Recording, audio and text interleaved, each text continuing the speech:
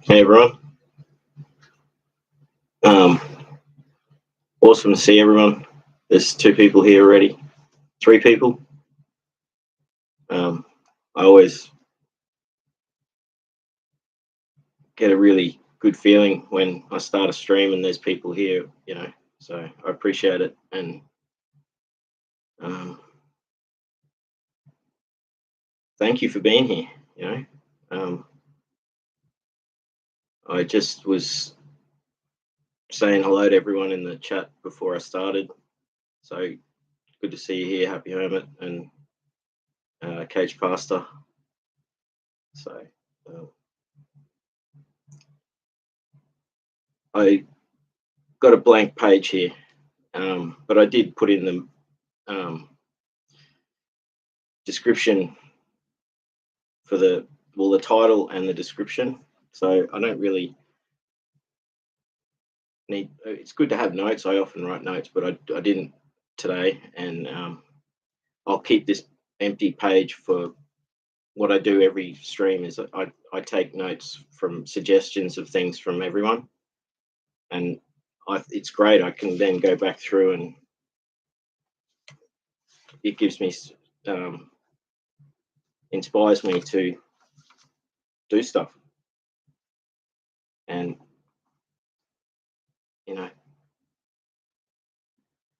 so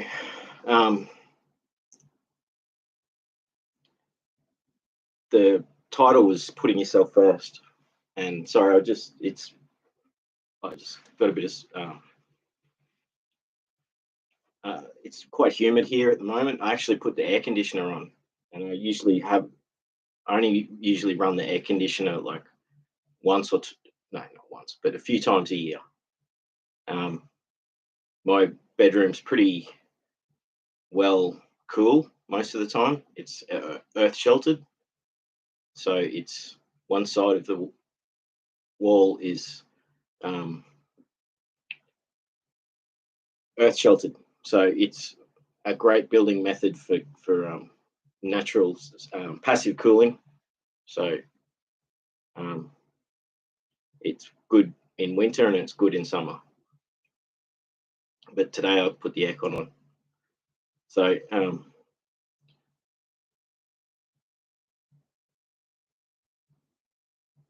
maybe what I'll do today is maybe I'll just, as things happen in the chat, I'll sort of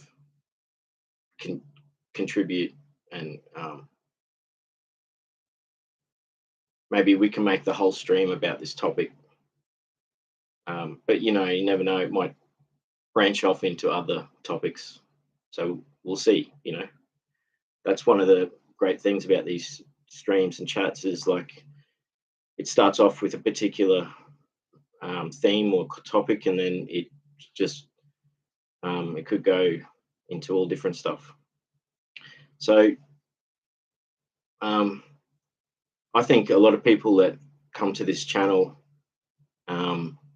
have experienced or even are experiencing narcissistic or emotional abuse, and I don't think it's anything. I don't think anyone can escape it in this world to a certain extent. That narcissism is so prevalent.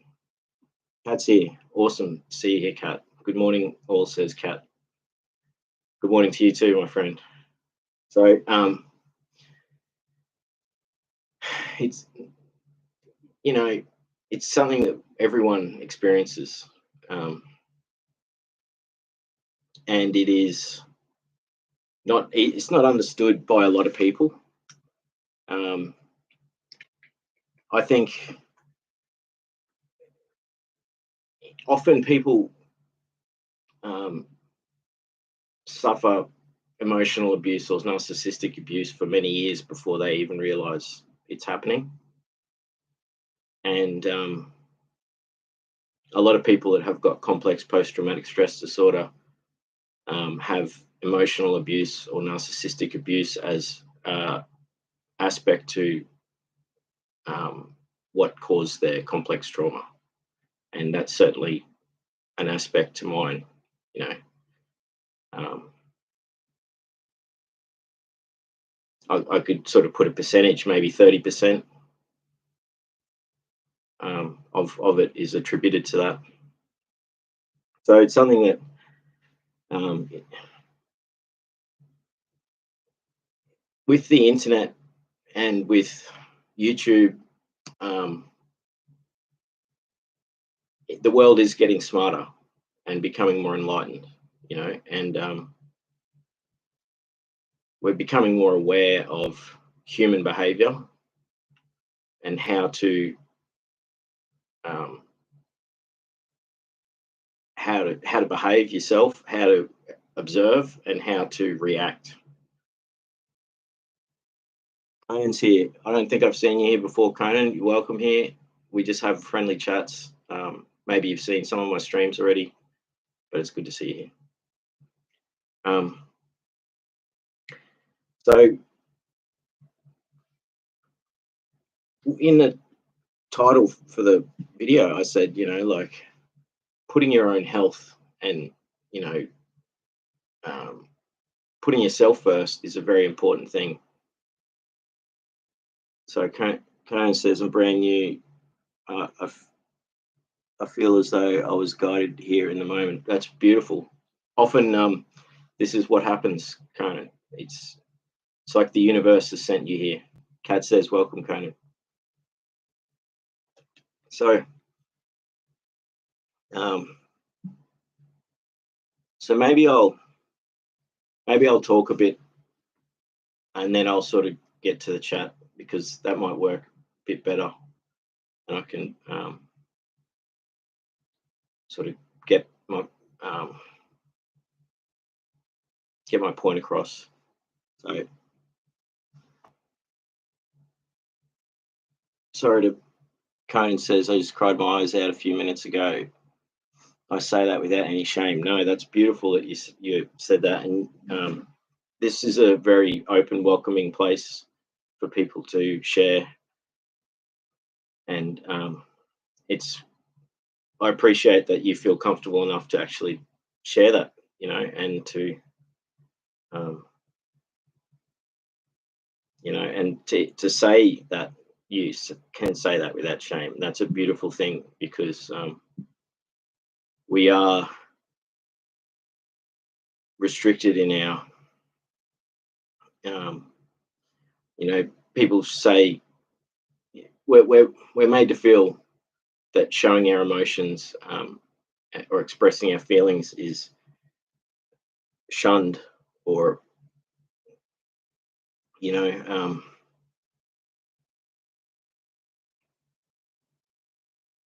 it's a really good thing to actually do, to let your emotions out, and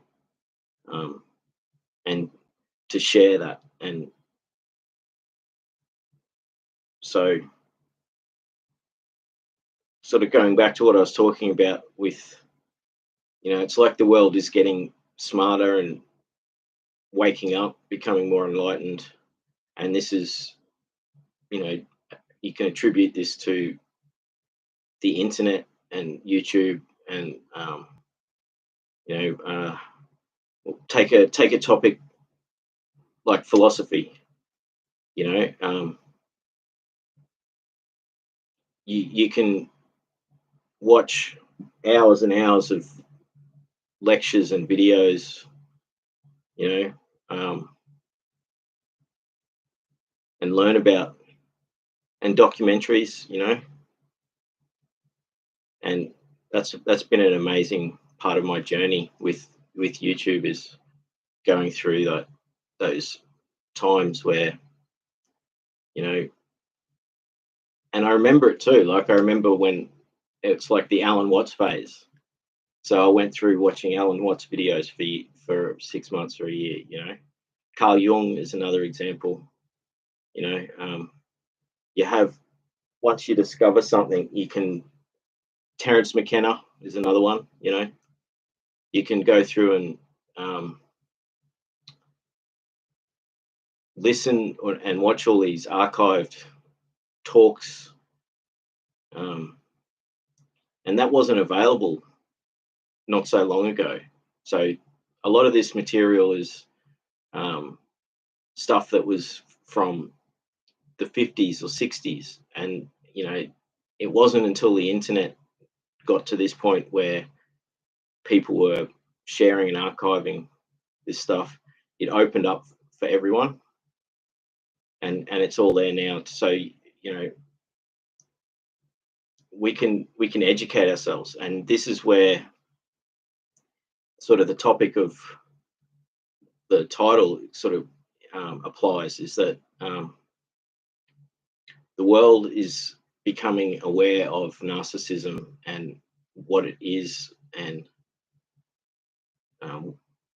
how damaging it is, and as a extension of that, of the emotional abuse in a overall thing.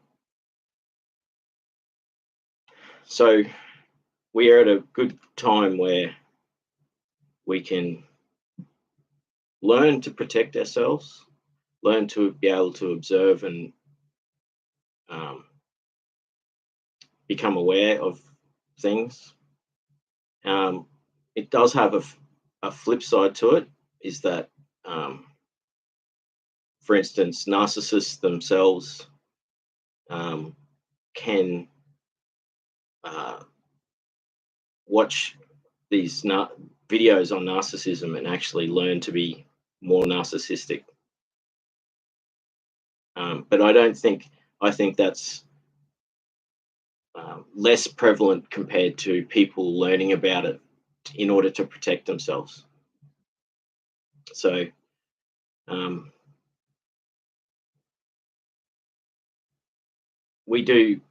I think overall it's a better thing, and that it's better for us to become aware, and that way we can protect ourselves, and we can become more resilient because of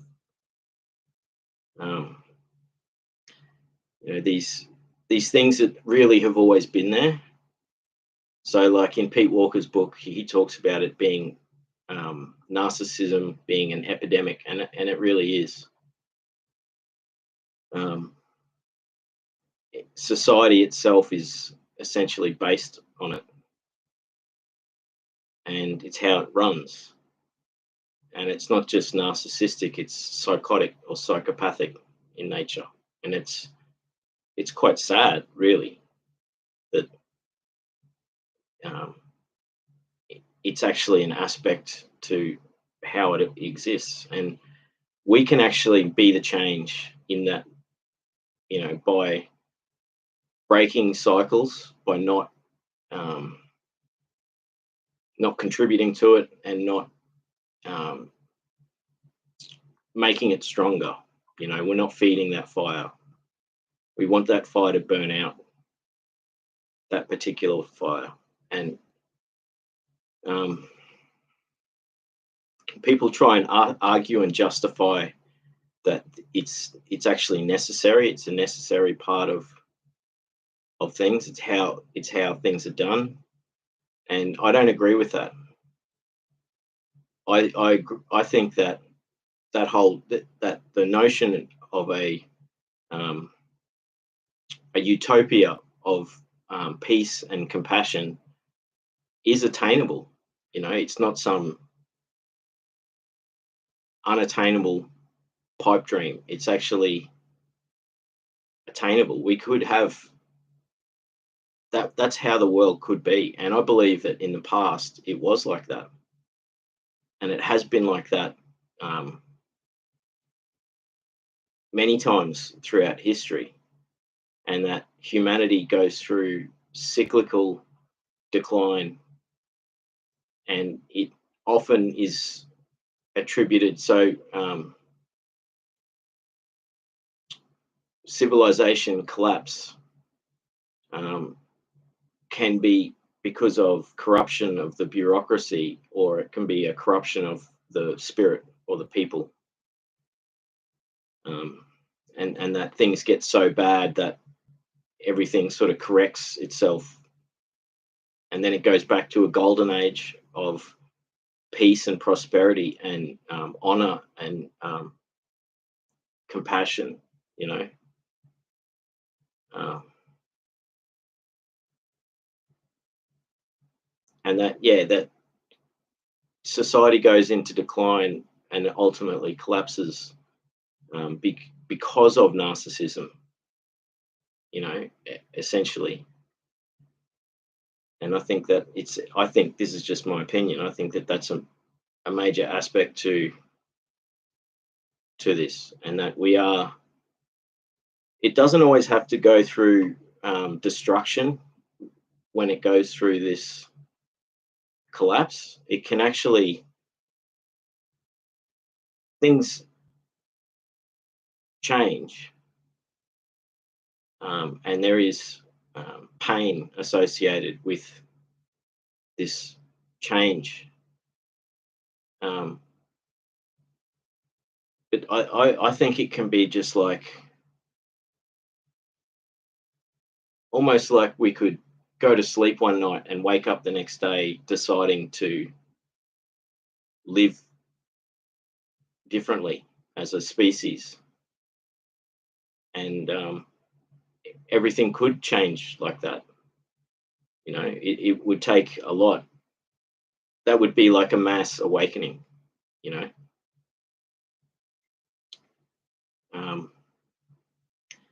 So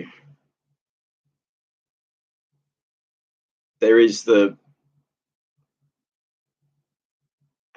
as societies go through collapse, a mass psychosis is essentially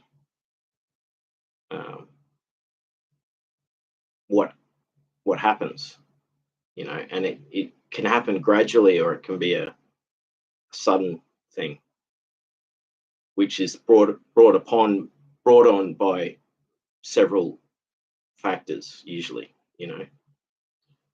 Nothing just happens without not having several underlying issues or factors that contribute to it happening. And you know, historians, when they study, anthropologists, when they study this as a topic, as a subject, they argue with each other on what they think is the reason why particular empires or civilizations collapse, you know. But I am optimistic that I think there could be a mass awakening of humans. There is the possibility for that, and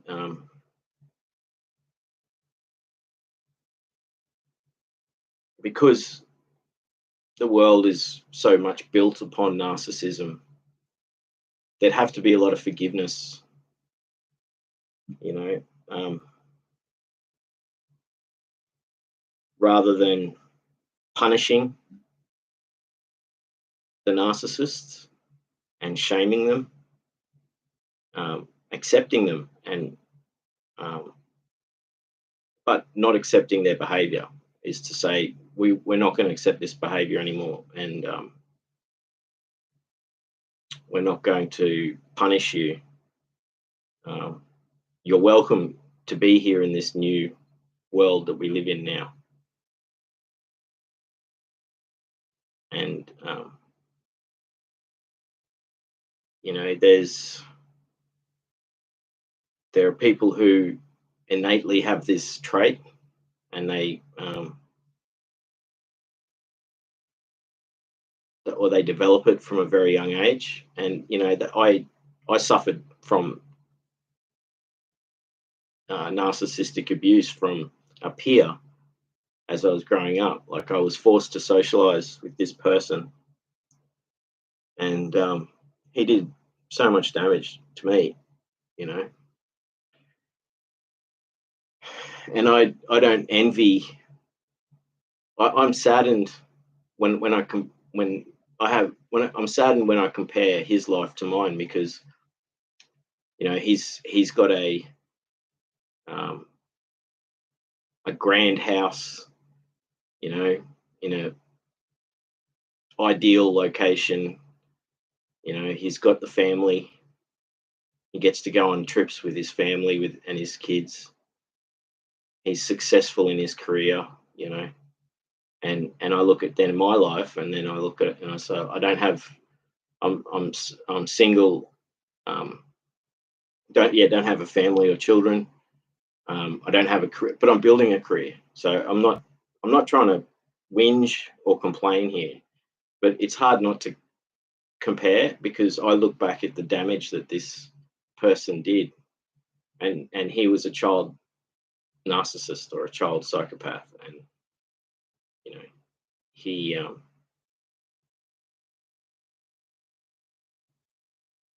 he did very horrible things, and I had to sort of go through forgiveness with this person, because it was trying to understand him. And so, from my experience, narcissism can start at a very young age, and people can grow out of it, or they adopt it and incrementally become more pathological, and over the years they refine what they're doing, because it's a sport or a game for them, and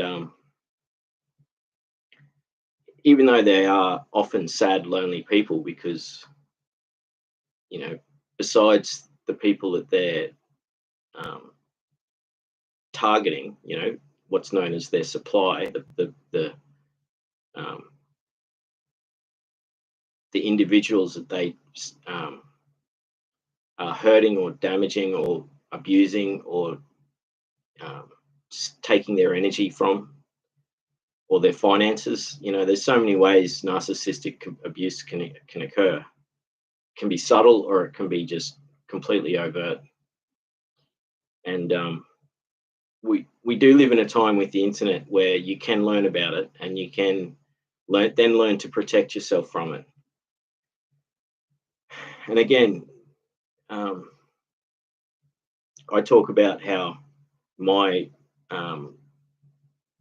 personal position of being, how the childhood trauma caused me to have codependent behaviors and people pleasing behaviors, and I have a naivety about myself, and so I don't want to change being that happy, friendly, open person, but I have to learn to put up barriers, not barriers, boundaries. Maybe sometimes barriers. When boundaries aren't enough, you have to maybe go a bit further and fortify, and to really protect yourself. And that's what I said in the title of the video, is put yourself first. It's really important to put yourself first. So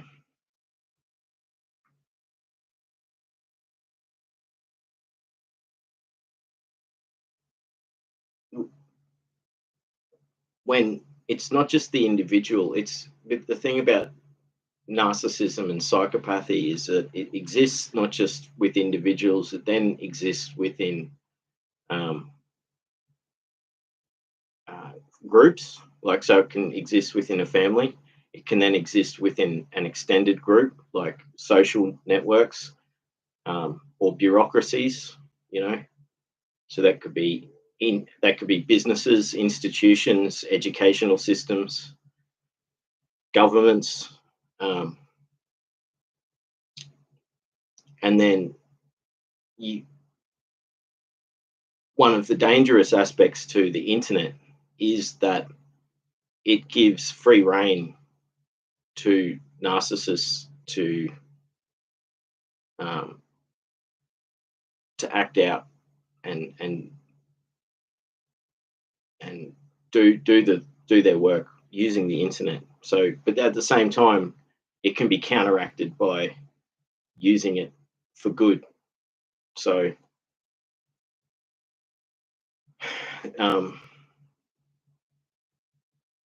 an example as far as boundaries is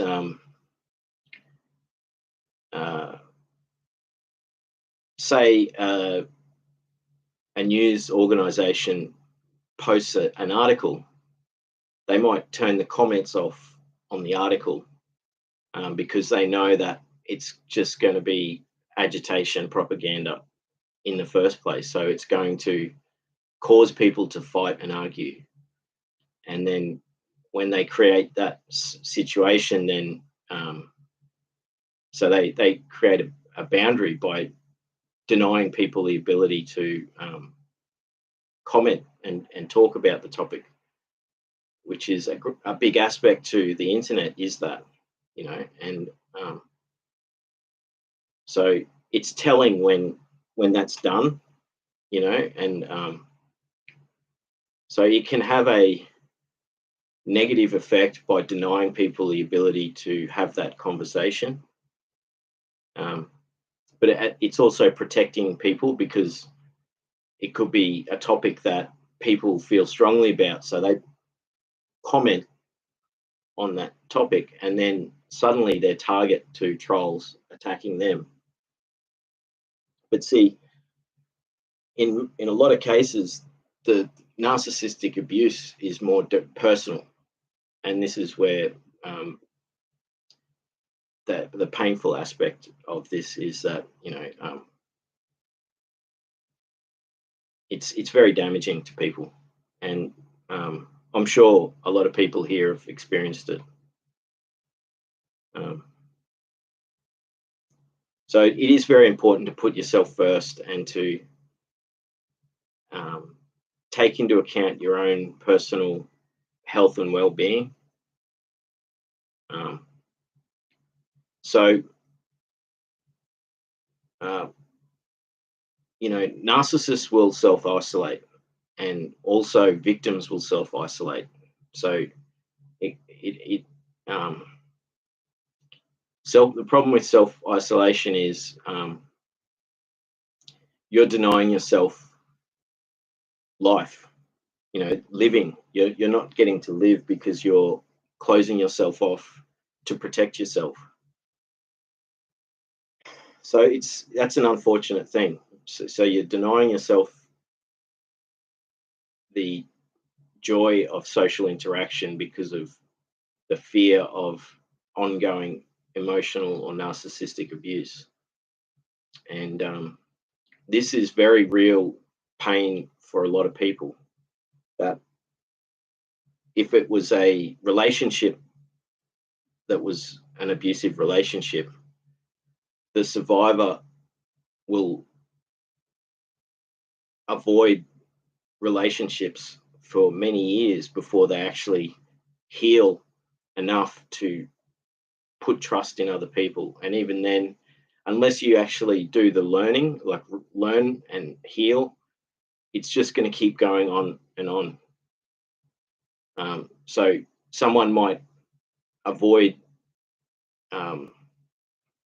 a relationship for many years, and then finally go open up enough, and then the first person they meet, that they, whether it's a romantic relationship, like, or a friendship, it just happens again. And you know, and it's talked about a lot that people who've suffered narcissistic abuse or emotional abuse often are attracted then to that type of person, and that is a real thing that happens, you know, and it's common. And so that's the difference between having healed and educated yourself, and or not fully healing and still being uneducated or naive to this. So it is, we live in a time where with the internet we have this ability to learn about this stuff, which is very powerful.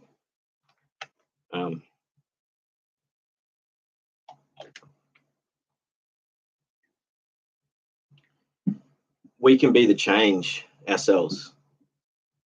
You know, we can be we can be the thing that heals society. And it's not just like leading by example. It's like being the example, and learning to be strong enough to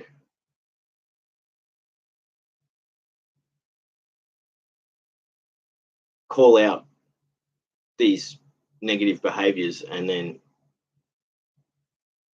not allow them to be dominant within a system. And this is very difficult because often when you do this, you become the target, because if the majority of the people are in agreement, so they've agreed not to feed off each other or attack each other. So the narcissist will sort of protect themselves by keeping that system in that way. And so as soon as you stand up against it, you become a target. So it's not easy. It's very difficult. So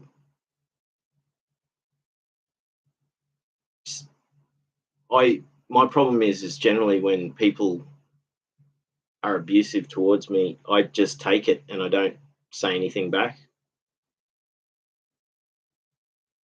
And I need to be stronger myself, in that sense that I need to call it out and push back without escalating the situation. So most experts in narcissistic abuse will say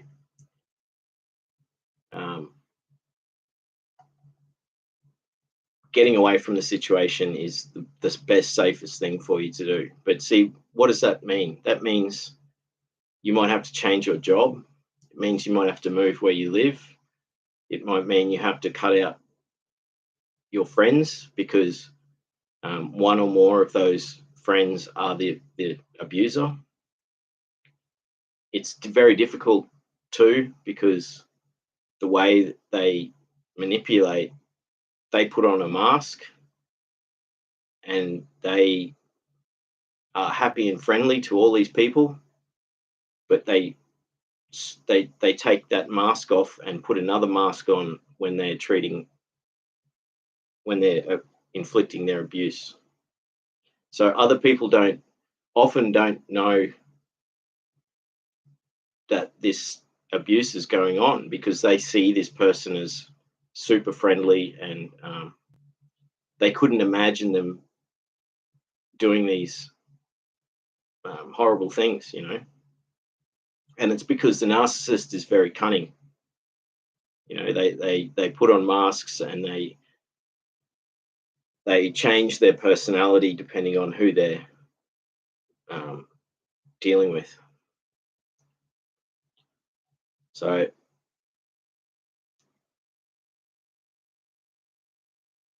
I'll probably talk a little bit more, and then I'll get to the chat. I see Baby Stag's here. Awesome to see you here, Baby Stag. And Artie's here as well. Good to see you. And Conan has been contributing. So I'll get to the chat in a minute. It's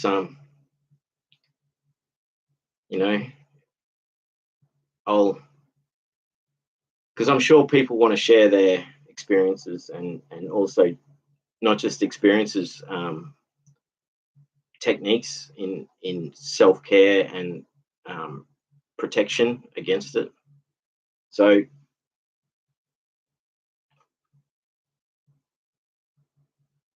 certainly putting yourself first and is an important thing.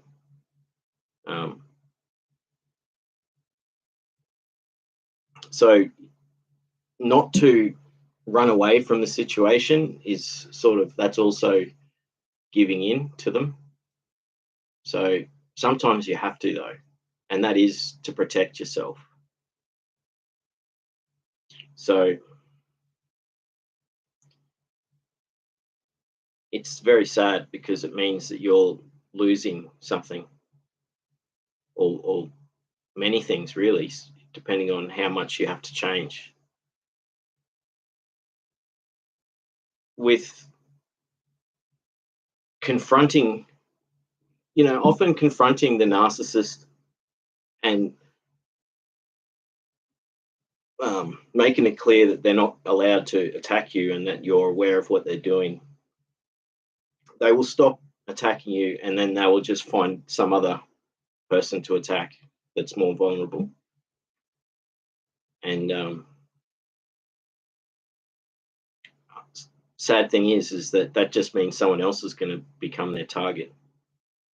But you can't feel bad about that, because you're not going to necessarily be able to educate the narcissist to stop what they're doing. But then when they switch from you to someone else is getting hurt, and you might actually observe this. And I have observed this when I've stood up to a narcissist, and so they just switch to someone else, and then you see someone else getting hurt, and then you speak to them and say, look, don't let this person treat you like that. And they say, yeah, it's not fair, I don't know what to do. So you can help people by educating them, point them towards good experts that can teach you how to protect yourself from this stuff.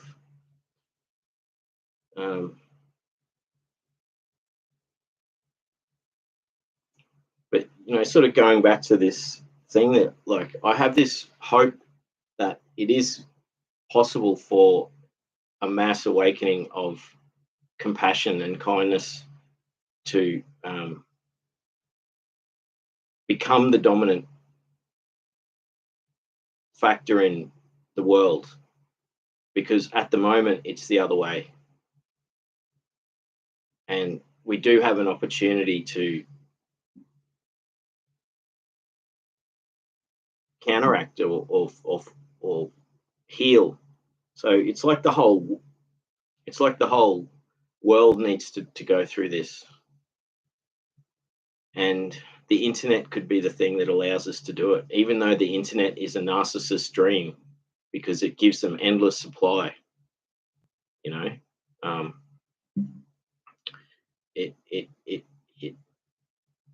So, and yet at the same time, it gives us the opportunity to learn how to protect ourselves from it. So putting yourself first is a big thing, and often, I look at my own susceptibility to the narcissistic abuse comes from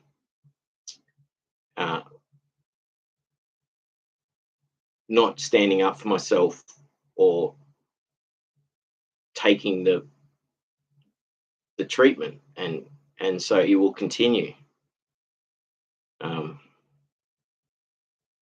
And I've talked about how I would self-deprecate or make myself stupid or act silly in front of a bully to get them to stop attacking me. And that would work sometimes, but you know what it does? It devalues myself as a person, because in many ways, because I'm acting stupid or silly, in order to somehow protect myself, and that's not a really good way to go about things. And unfortunately, that's how it was for a long time. And then I later in life would walk away from those relationships and cut myself off from them, self-isolate in order to protect myself.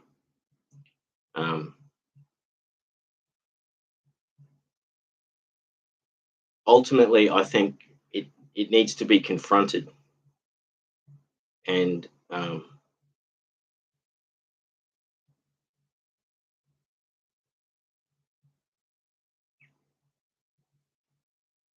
I think if we make things, for instance, if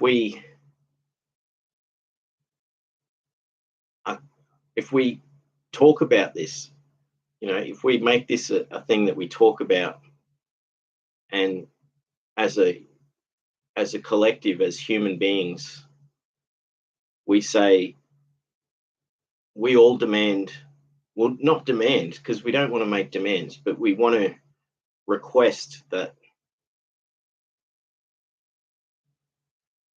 things have to change, things have to become different, that no more can we put up with this behavior.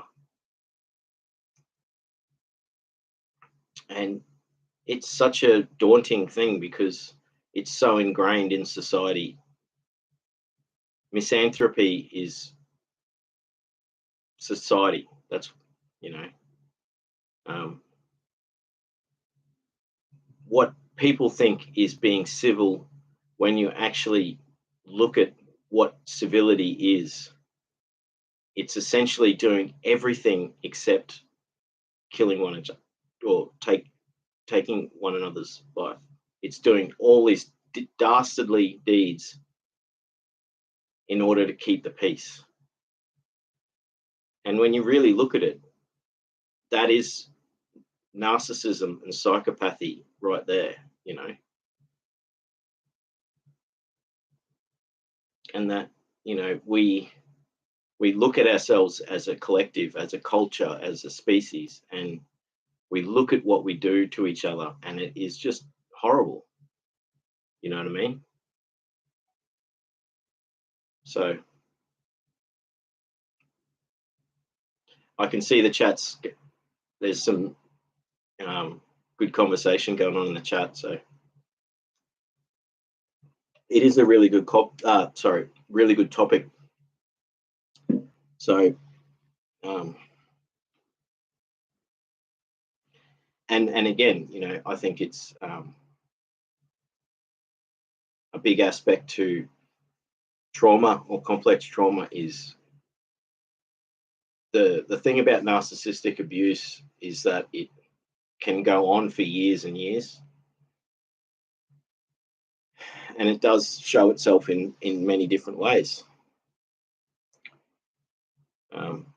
So yeah, again, educating yourself is a big thing, putting yourself first. So I'm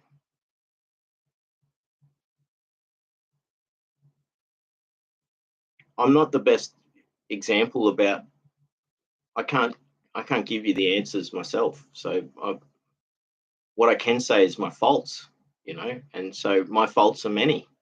So I've allowed myself to be the victim or the target to narcissists to prey upon me. And I did have shame associated with that, because I would look at the amount of times that it has occurred, and the amount of different ways that it's occurred, and how I've reacted to it, and then gone, I'm ashamed at myself for allowing it to happen. So a big part of this healing is to let go of the shame associated with it, because what you have to remember is that narcissists are very cunning, and they, because they know that once they've finished with you, they will just move on to a new supply, and so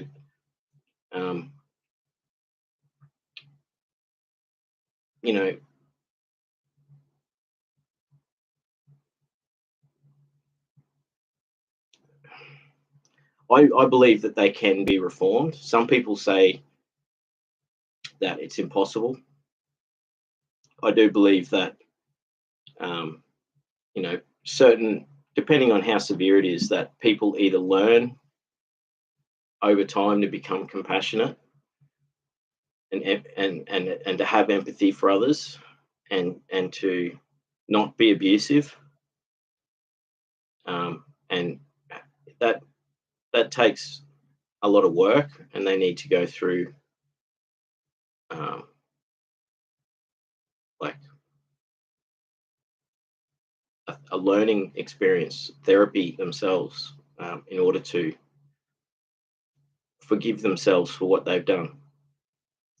So, like what I was talking about earlier with the internet and people learning about narcissism, and that narcissists themselves can actually start off as being, an average sort of narcissist, and then they can study narcissism through the internet and then become an expert at it. And then, so they can, that's the negative side. And, I had a friend tell me that she was in a relationship that was like that, and a marriage, and then that essentially her husband, and this was a long time ago before the internet, that he agreed to do therapy, go to like a support group, and she said, you know what happened? This guy was going to the support group, and all of these abusers and narcissists were all sitting around, learning how to be even worse at it, how to be better at it, and be worse of a human. And she said this was just the most horrifying experience for her, because she thought that this person was going to get reformed, and he was going to these group therapy sessions, and it was the absolute opposite of what they were meant to be doing. That he became more cunning and more abusive. And so that's just horrifying to hear that. Um,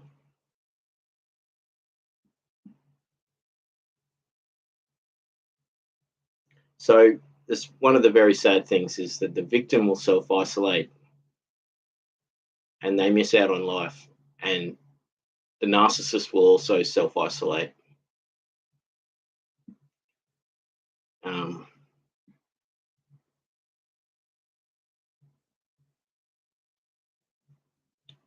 so I know the chats. There's a lot of people in the chat talking. So maybe I should start to go to the chat soon. But maybe I've got more to say. Maybe I should focus on what do you actually do to focus on yourself more. So make sure you're not letting them win by completely destroying your life. So it may be that, like in my situation, it's a contributing factor to my self-isolation is to protect myself, because I'm not then exposed to the abuse or behavior, right? What I need to do is make sure that I'm nourishing my life and doing things that make me happy or bring me joy. And that's one way that you can triumph over the damage that's being done.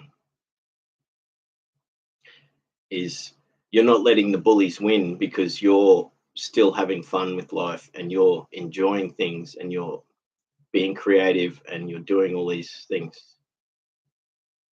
So focusing on your health, and so my health has declined physically. My mental health is quite strong at the moment. You know, I'm I compare it to how it's been for in the past, and it's really quite good. It's the physical health that's um, suffered because of inactivity, and I do know that um,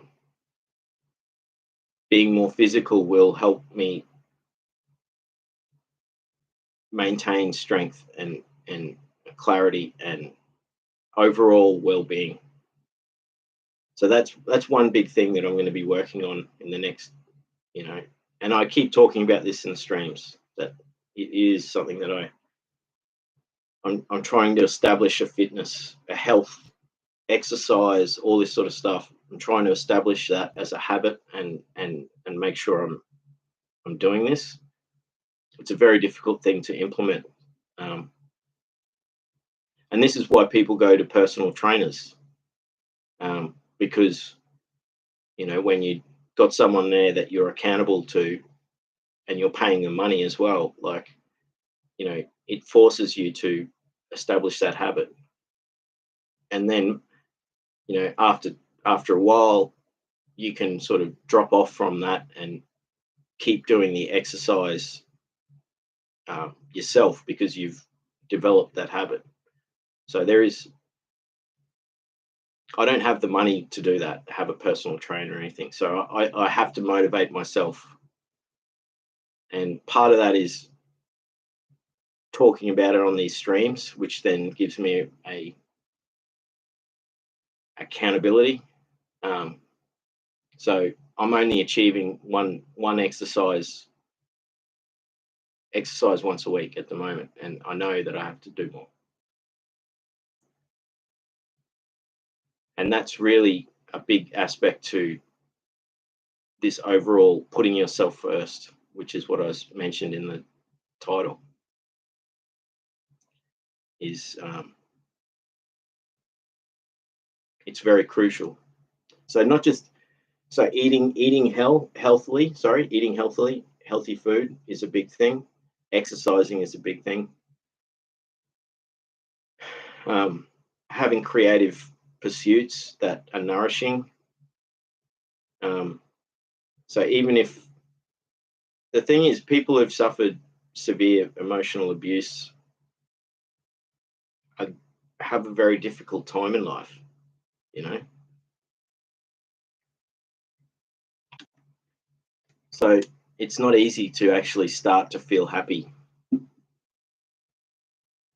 So you have to actually push yourself to do it, you know. Um,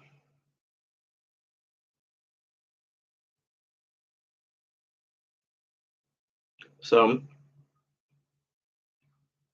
you know, I think I've said enough as far as because, you know, essentially there's so many experts out there that, you know, will teach you how to protect yourself against the narcissist, you know.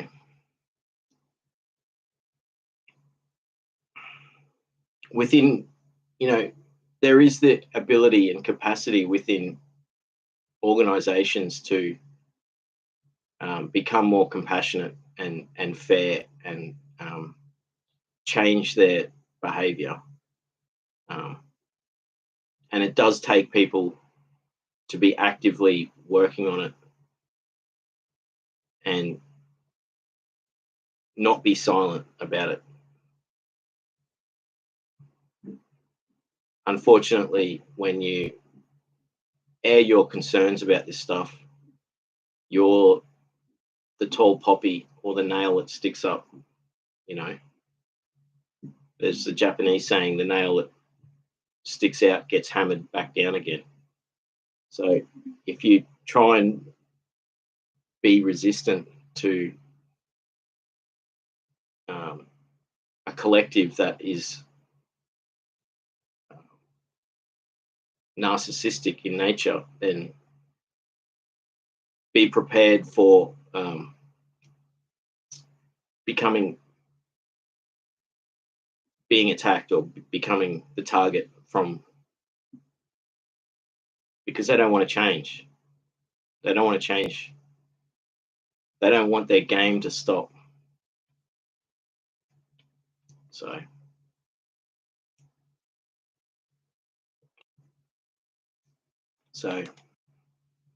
I see that there's some really active conversation going on in the chat. So what I'll do is I'll quickly sort of go through the chat and try and catch up, and then, you know, I'm sure everyone's got ideas and experiences. Like, please, if you want to share what it's like, what it has been like to suffer emotional abuse, if it's not going to upset you to do so, here's an opportunity to do that. And also, if you have suggestions of things to protect yourself, you know. So I mainly talked about only briefly too, putting yourself first and making sure your own health is being taken care of.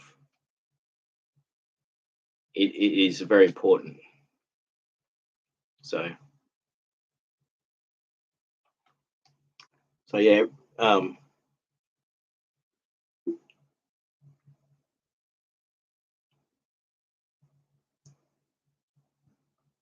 Cage Pastor says everybody hurts sometimes. That's absolutely true. So that's it. It's something we've all experienced this stuff. And I think this is also in response to Conan opening up about having a good crying session just before. Crying is such a, I haven't been able to cry for a while.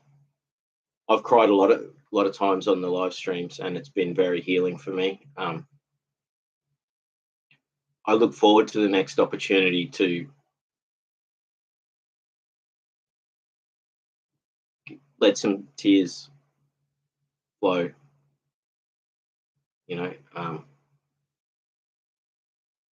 It's very difficult when it's held, and we're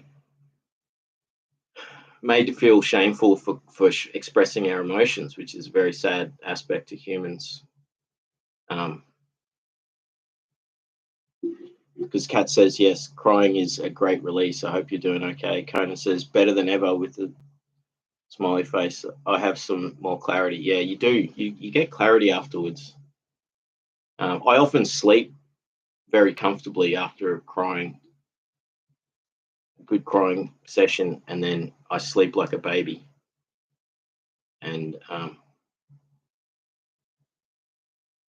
I really look forward to the next time I can possibly cry, because it's been too long. I did get emotional this week at one point, but it wasn't. It was, and I did that thing where I held back the tears, because I felt it wasn't appropriate.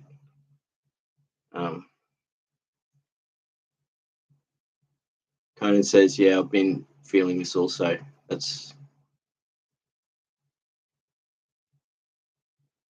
a wonderful tool for knowledge and wisdom, but it can take up a lot of time. Yeah, and I think that's referring to when I was talking about the internet and YouTube and all that sort of stuff. Cage Pastor says, I've been into Jordan Peterson lately. Yeah, he says he's got some very valuable talks.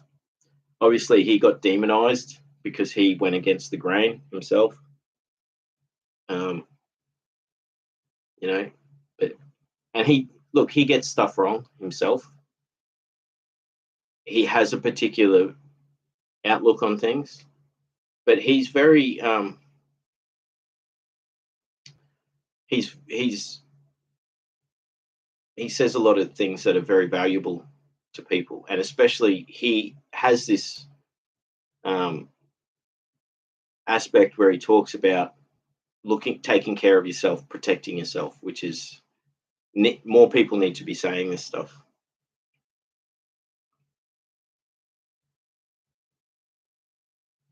like 48. Oh no, Kat says. Oh no, Kat says they're all fantastic philosophers. Awesome. Yeah, that's what I was talking about.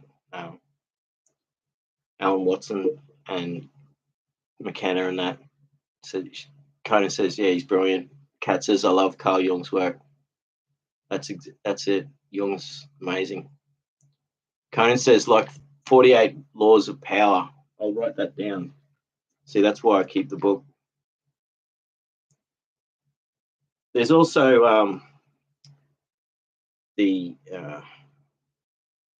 I forget the name now, but there's the maxims of Delphi, I think, and it's like as far as stoicism's a good thing that can help build resilience.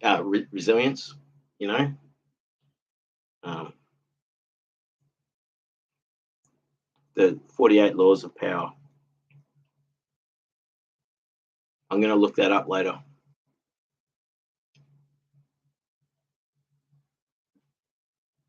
But those that use those laws for evil rather than for peace and prosperity. Yeah, see, that's a really good point, is that,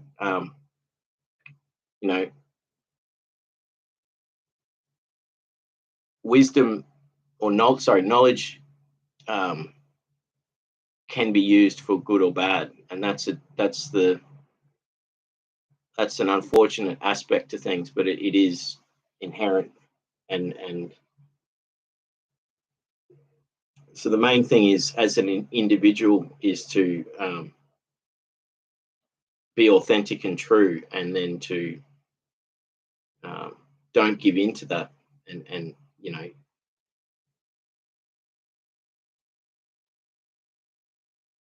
that people will use these things for making themselves more stronger in a negative way.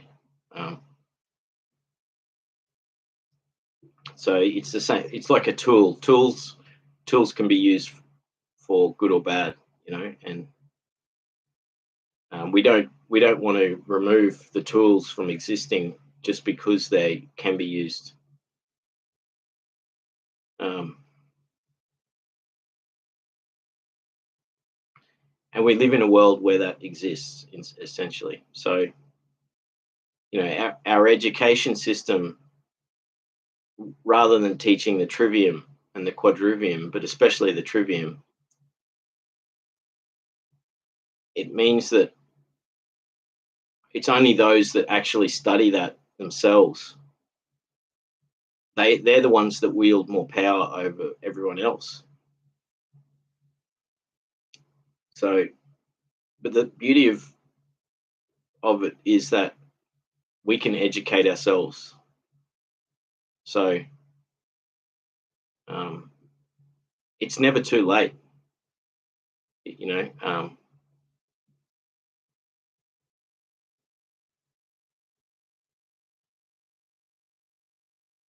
never too late to learn this stuff, and it's good to. So just because we didn't get to learn it in school doesn't mean we give up. We should actively try to better ourselves by learning.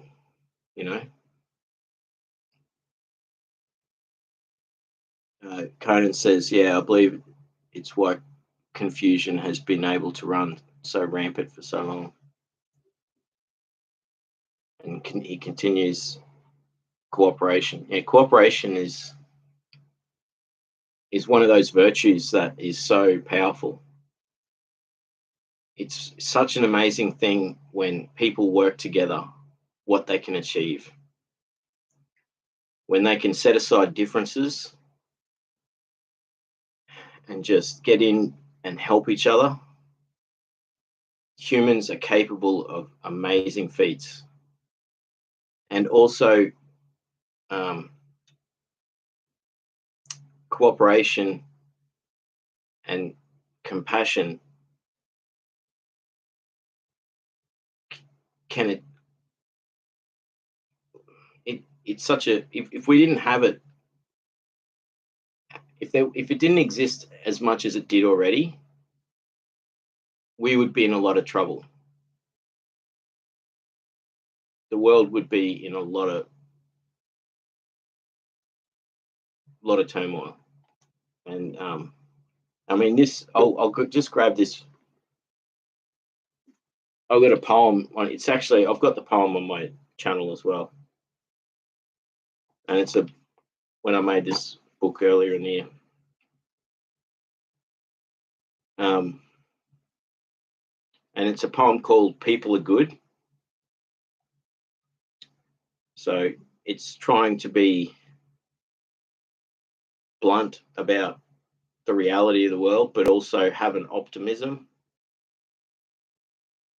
and acknowledge that even though the world is full of negativity, it's also full of positivity as well. So it's good to be able to remember that. And we can build on it too. So yeah, this poem's called People Are Good. Do you think AI will be any better? People aren't just no good to each other. The world would be much worse if it weren't for the people that are good. There will always be disparity. Make the most of what you have. Dispel the attacks. Rise above. Make something new. Sorry, master something new. But make something new, that could work. People do bad things to each other. And then there is so much good that people do. The world would be much worse. And there is no need for so much. And it seems there is no point. Complete all the quests. Continue on the journey. Be on the path, not in the past. You'll find some amazing people and some nasty, shifty, lying, cheating, thieving, conniving, narcissistic, gaslighting, psychopathic people too. People aren't just no good to each other. People are good too. So that's funny how I made a mistake when I was reading that poem, and the mistake actually substituted as it would have made just as much. So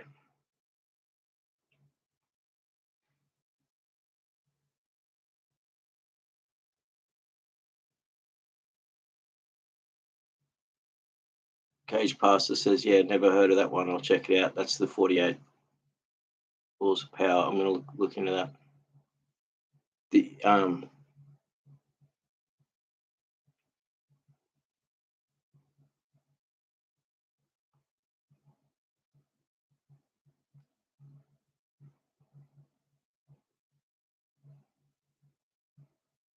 like a rubber band, says Cage Pastor. That's awesome. Conan says, hey, the pendulum. Yeah, that there is that. I think that was also like when I was talking about civilizations and how it goes through these cycles of compassion and then decline through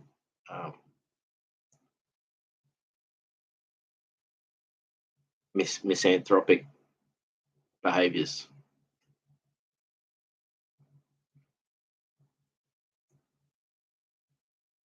Preppy says, I'm driving home from work listening right now. I'll be here but can only listen. Hi everyone. I hope we all feel the best we can right now. Thank you. Yeah, that's a really, thank you for, you know, thinking of us all. And I appreciate that with these chats, is, you know, there is a lot of compassion here, and that I appreciate that a lot. So Conan says, yeah, we've done it before. I think that's, yeah, in referring to like we have had society and being overall good. It's happened in the past, and it'll happen again, that we get to that point. And I think the key is achieving that and then keeping it in that state for as long as possible. And I really think that this is attainable. If you look at the world, like, there's so many places where societies are very healthy and compassionate, and sadly, often places like that are then subject to aggressive behaviors by their neighboring countries, because they're susceptible to it, just like on an individual is on a smaller scale. So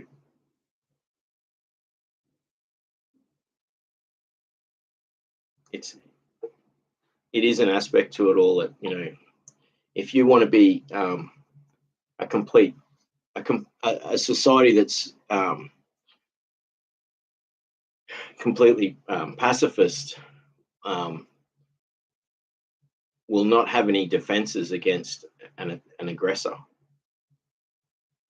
So it could be seen as a fault, but they're really. It shows that by being peaceful, they're the better peoples, because they're not the aggressor. They're not continuing the violence or aggression. Robbie says, oh no, Conan says, I'm feeling good. If I can say something for everyone feeling uneasy, there is a light in the darkness. That's a really good comment. Thank you for sharing that. Like that's hope right there. That's hope right there. And that, a big aspect to people who are overly positive, they don't see duality in things. So I see things as, I see the one, but the one is made up of the two. The light and the dark, the positive, the negative. And they are both mutually exclusive and mutually inclusive. It's a contradiction. I think perspective is a big thing. So, acknowledgement and understanding, and then action. How action and reaction. So how you behave and how you react to other people's behavior is a big thing. That's a great one. Conan says, the torch that is passed. Kat says, narcissism is rewarded in the technological age. It's thriving in much of social media, influencers, etc. I totally agree.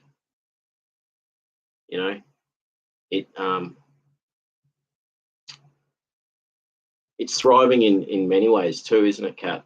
So it gives them the opportunity to stand behind a screen and attack people from the shadows, sort of thing. It gives narcissists an endless supply You know, in the past, before all this, they would be confronted a lot more. So if you look at it like in a village, a small village, and you know, you had a narcissist that was going around hurting people, abusing people in the ways that they do, they would be confronted, and they would either be ostracized or they would stop what they're doing. So with the internet, it's just endless supply, and it's actually created some social media is rampant with misanthropic or narcissistic behaviors because it's set up that way for that purpose even. And being when I guess an aspect to what I was talking about with this talk, and that we're all part of this talk now. We're sharing this conversation. Putting yourself first and making sure that your own health and well-being is something to be of high priority. So with social media, being very wise and cautious is a big thing.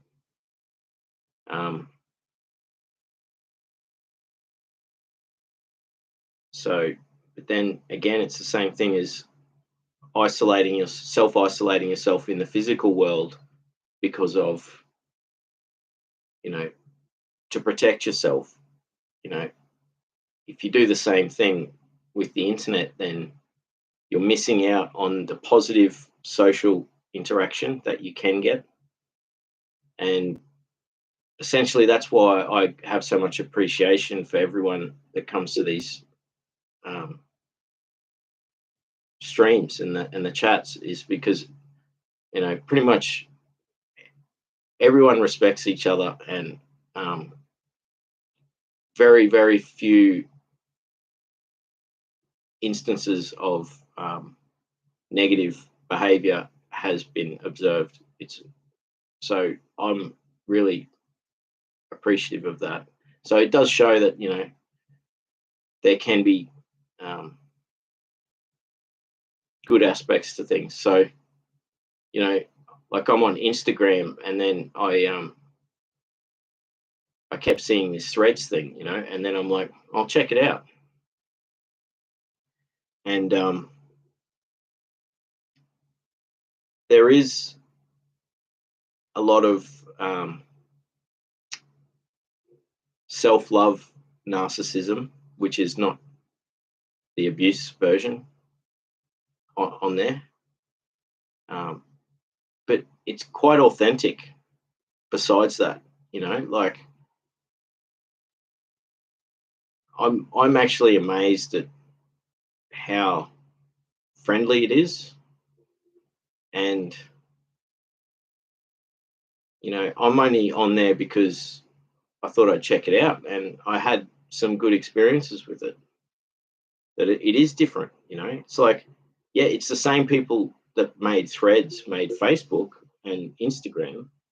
I mean, or own it. They don't, you know, but like they're all very different, you know.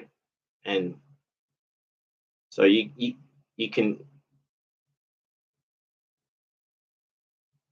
if you, for instance, if you follow there's some people on Threads that just say really amazing quotes and affirmations, and so I'll jump on there and I'll just read a few of these quotes and positive sort of statements that people make, and I get a good, I have a, you know, like I get a good reaction from it, you know. I am somewhat pleased, happy with it. You know, I don't jump on there all the time, but when I do, I am greeted with positivity and happiness and people wanting to share good things. So as far as you know, toxic social media networks, I think it does have virtues. It does have potential to be something that is actually different to the other ones. You know, there's also a lot of fakeness on there. But you know, if you follow people that are authentic, and then you're going to see the stuff that they post, and then it is authentic then, because you're not seeing the fake stuff. And this is another phenomenon that we're seeing, is the rise of, you know, bots, artificial people, and they're populating the internet, which is a phenomenon that's happening right now. To the point where in comment sections and on social media, you literally have AI bots having conversations with each other. And that's, you know, bots have been around for a long time, you know, a long time, much longer than people sort of realize. But now it's such a prevalent thing.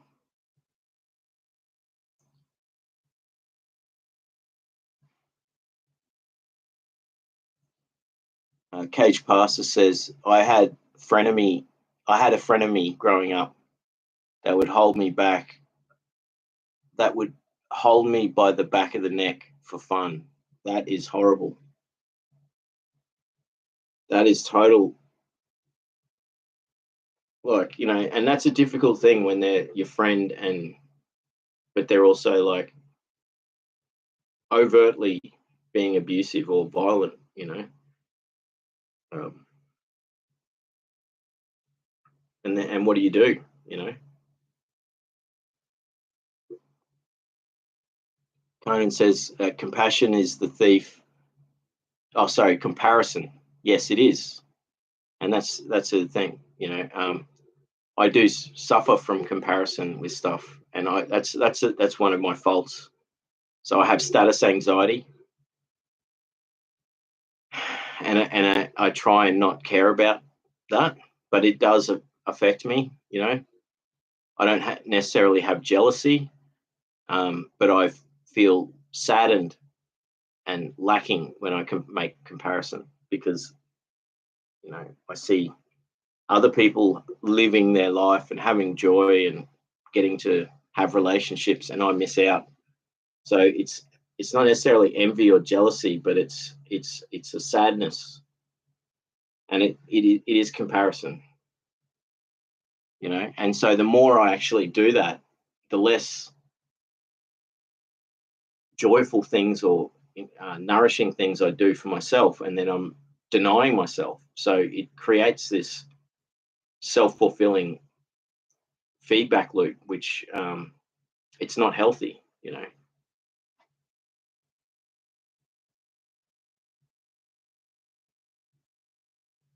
So I didn't even finish reading your comment, so I'll read it now. Comparison is the thief of joy, Luke. Though it is hard to be humble, it is our best avenue. Those are normal feelings, though. I can relate to these sentiments. Thank you. Cage Pastor says, but not in a narcissistic way. It gets confusing. Artie's here and says, hey, Luke, how you going, Artie? Good to see you here, mate. Conan says, it reminds me of the movie Stalker. The room as a concept is a brilliant concept of this. I still haven't seen that movie. It's one of those classic art house movies. It's that Russian movie, isn't it? So that, you know, I said to someone yesterday when they were talking about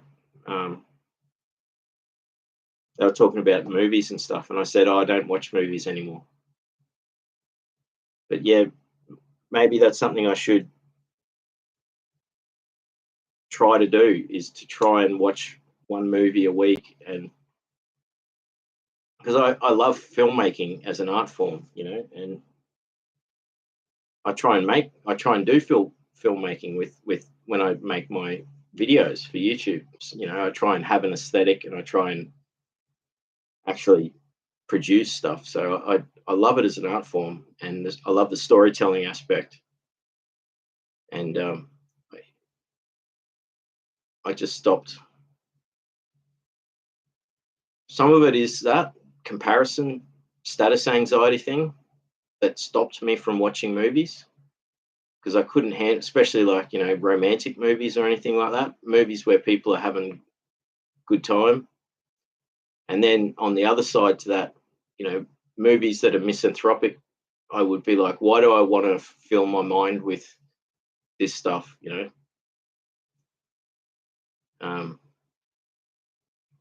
But then at the same time, they're an art form that's constructive, that's like gives you an opportunity to contemplate and to try and understand the human condition. So I've written that down. I'm going to watch that movie. It's one of those ones I haven't seen, and it's like a classic. So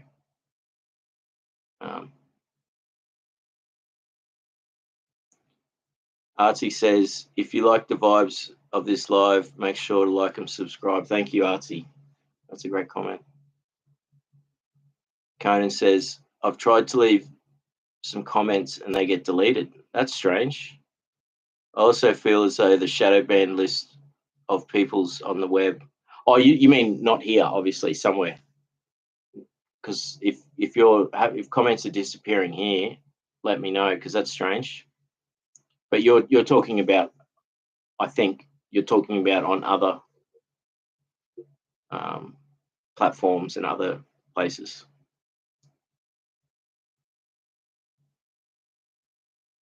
Yeah, Conan continues. I also feel as though this shadow banned list of peoples on the web are exactly that, hidden from the rest as not to disturb.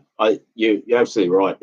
It's real, and it exists on most platforms. It's not just an aspect; it's a feature of it, and because it's such a powerful thing as a medium. So any technology that has reach or has the ability to educate or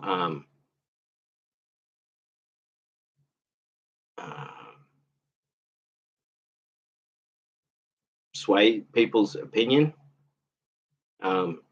becomes, if it might start off free and open, and then very quickly it becomes controlled, highly controlled. And so this is every technology like that has a very similar arc. Printing press, radio, television, film, music is a classic example, you know.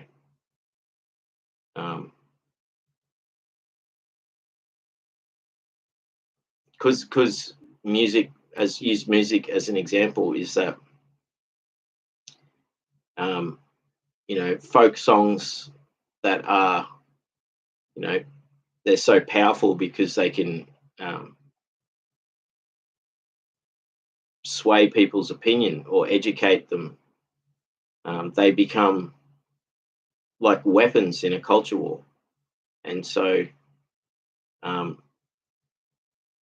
what happens is often you get plants, contrived music to try and drown out the truth speakers, you know. And it is an aspect to the world we live, is that the mere threat that is imposed on any particular system being in maintaining control.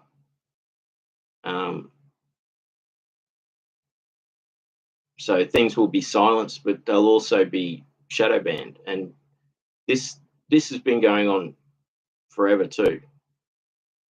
And so one tactic is, you know, if someone publishes a book and they don't want, you know, you have gatekeepers. So first off, you have gatekeepers, and then if something is so popular that it still breaks through the gates and becomes accessible to the population, and it can't be banned or suppressed, they'll just buy it up. Like, they'll buy every copy of a book so no one can buy it, and then it's out of print. And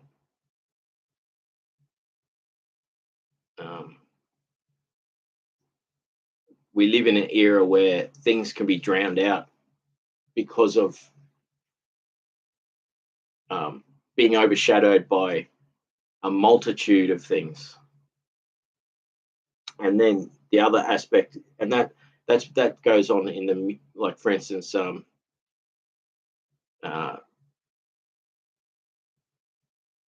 say someone writes a bunch of songs that are really powerful and have the ability to change the world. Suddenly there'll be these new bands appear out of nowhere that are then given the limelight. Yeah, they're given all the attention, and then that drowns out. No one's suddenly not listening to the truth speaker anymore.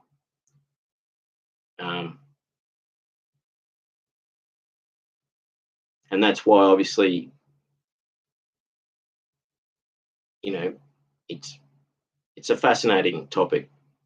You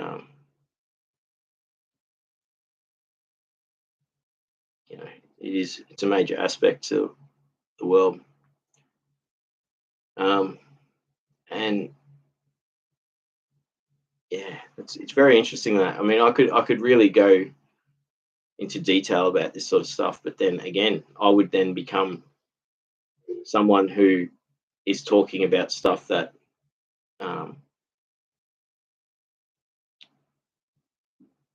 it would be seen as not people don't want to hear it. Not that people don't want to hear it, it's that people don't want it being heard. That's it. That's the point.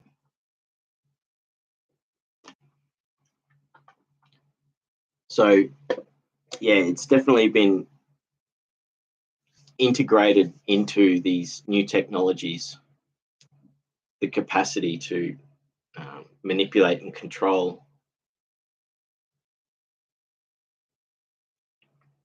and suppress.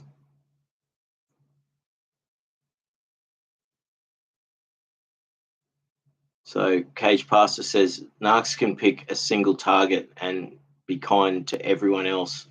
They know that's what I saw anyways. Yeah, absolutely. You're spot on there. That's, you know, that's how they operate too, you know. They'll have one mask for everyone around, and then they take that mask off and put on the other mask, and then they, you know, so no one sees what they're doing, you know. It's like this game that they play. And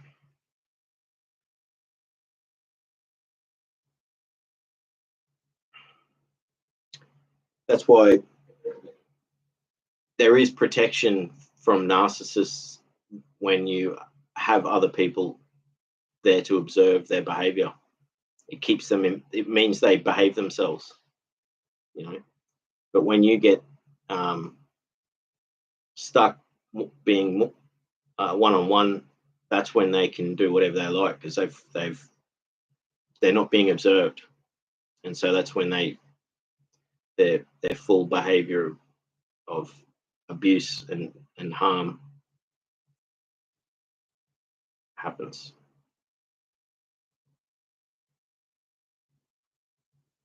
Conan says, indeed, me as well. People back talking and spreading rumors and lies is what I can only guess was going on. Looking back on it all, anyways. Absolutely.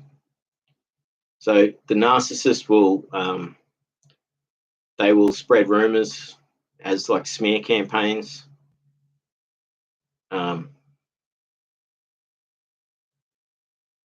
And yeah, it's horrible what they do, you know.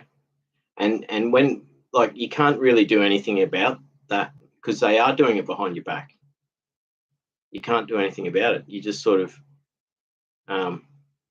the safest thing, all you can do is just avoid all contact whatsoever, and just cut ties and separate yourself from them as much, because, you know, people aren't going to believe you, because you go and tell them this is what this person's doing. They'll be like, don't believe you. This person's. I couldn't see this person doing this at all, and then they accuse you of making it up, or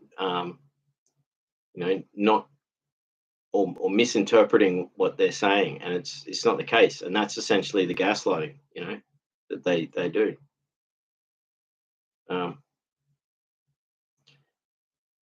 You do get validation when the narcissist slips up and has that behavior amongst other people.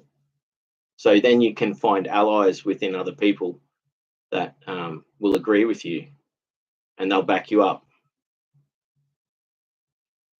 But it's a very difficult thing, because often you don't get that opportunity, because they're so cunning in the way that they behave.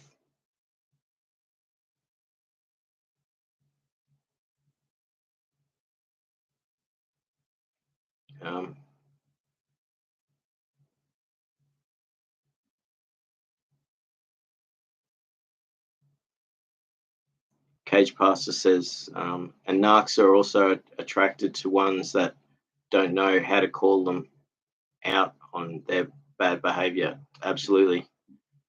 They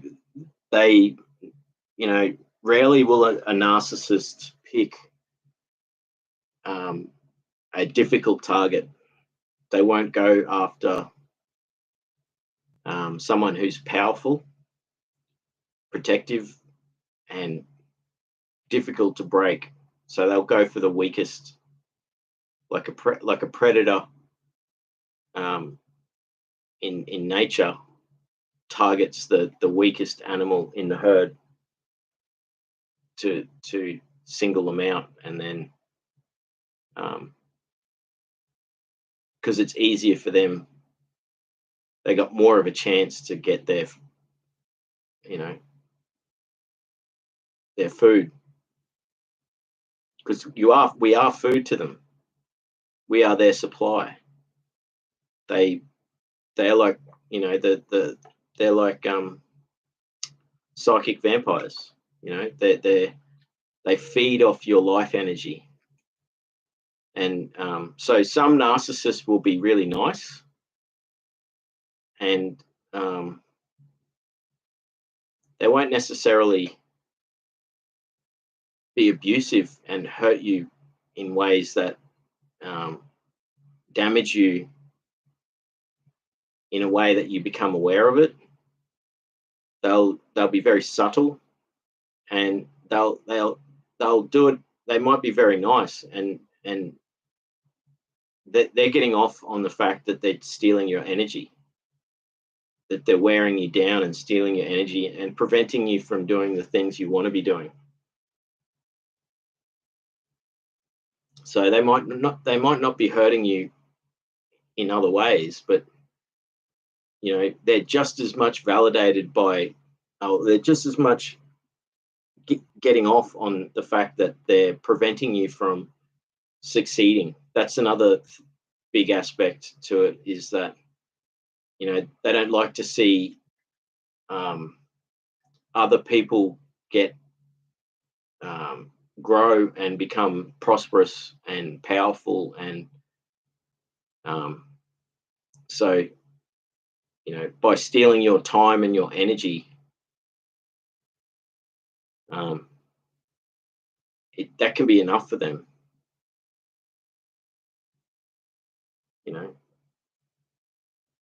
It's sad that they do that, but it's another thing.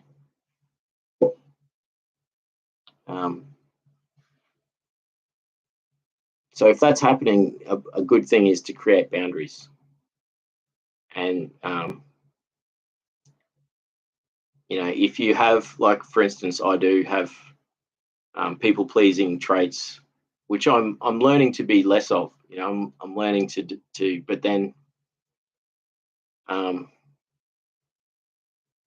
because I like giving and being generous and sharing, but because I've been forced to close myself off, people may look at me as if I'm selfish or not giving, and that's only because I'm protecting myself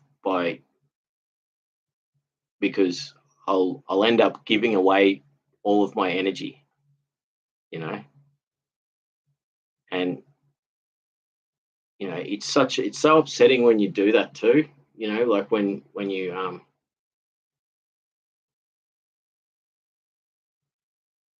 feel like you've been fooled.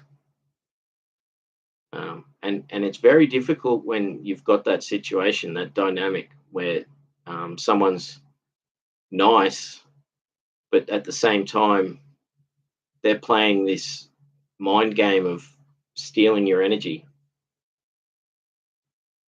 So, in those situations, it's best to have boundaries and don't give them too much, and again, you don't want to change as a person. You don't want to stop being generous or sharing or kind. You just got to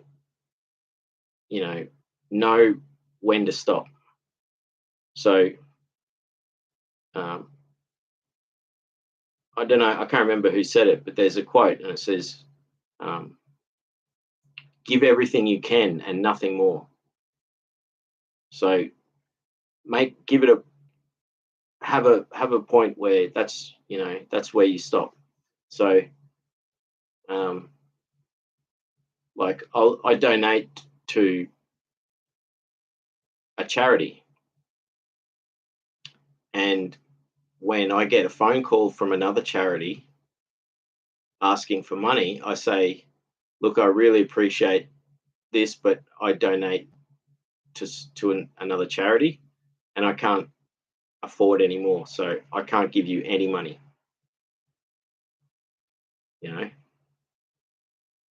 And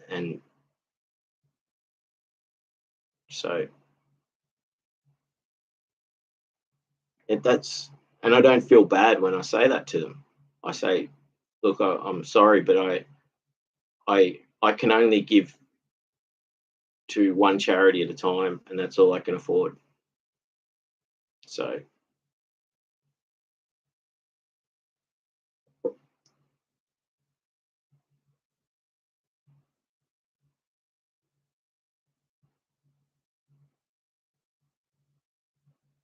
Conan says, indeed, me as well. People back talking and spreading rumors and lies is what I can only guess was going on. I think I've read that one. Yeah, it's horrible. That's what they do. They spread rumors, and then it's called triangulation. Like, so they pit them and someone else against you, and then you're cornered. So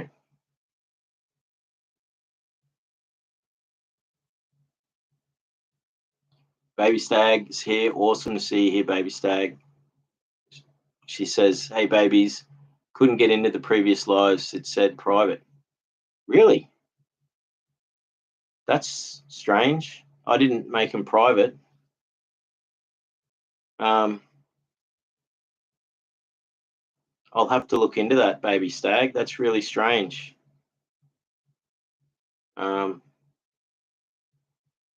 I did a live stream the other day, sitting in my car, in my ute, in the rain.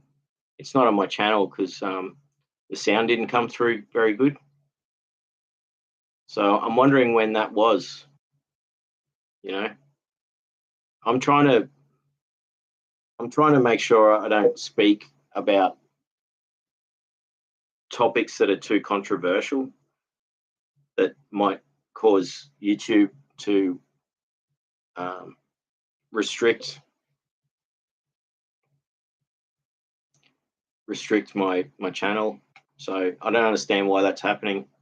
Thank you for letting me know, and I'll look into it.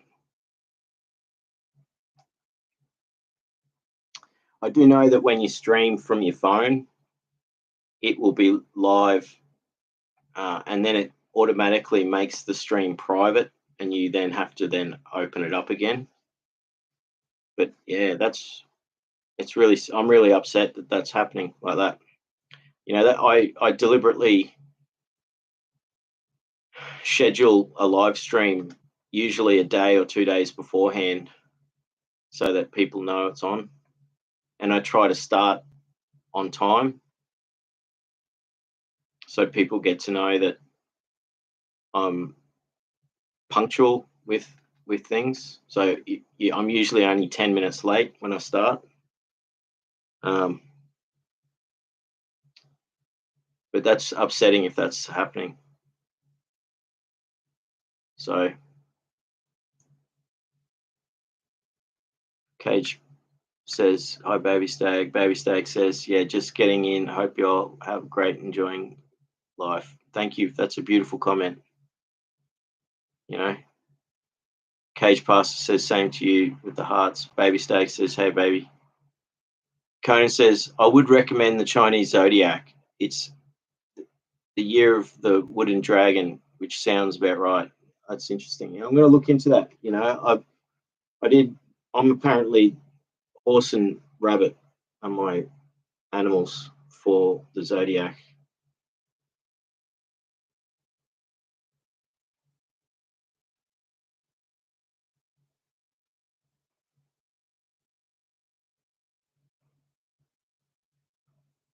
Baby Stag says, in the house. I'm outside, y'all. I'm outside, so I can't reply to it, but I'm listening. I promise. Hey, Luke, baby, proud. Keep going. Keep opening up, standing your ground. Thank you so much. I appreciate you a lot, Baby Stag, and your support and friendship. We always have lovely chats, and you know, thank you for that. Conan says, yeah, here's something spooky. 2020 was the year of the rat. There you go. And 2023 was my year of the rabbit. Also, I'm also Virgo, Mercury retrograde, a maiden, an Iron Maiden, if you will. That's cool. So there you go. Conan's a net. I was just looking at the icon too. It looks like it's a. Is it a duck? I can't see it properly. Kat says, I'm an earth dragon. That's awesome, Kat. Earth dragons, that's a cool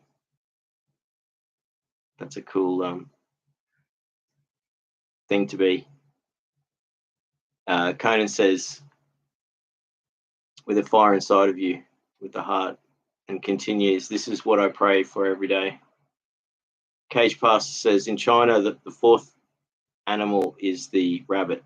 In Vietnam, it's the car. Makes me think of Fruits Basket in anime.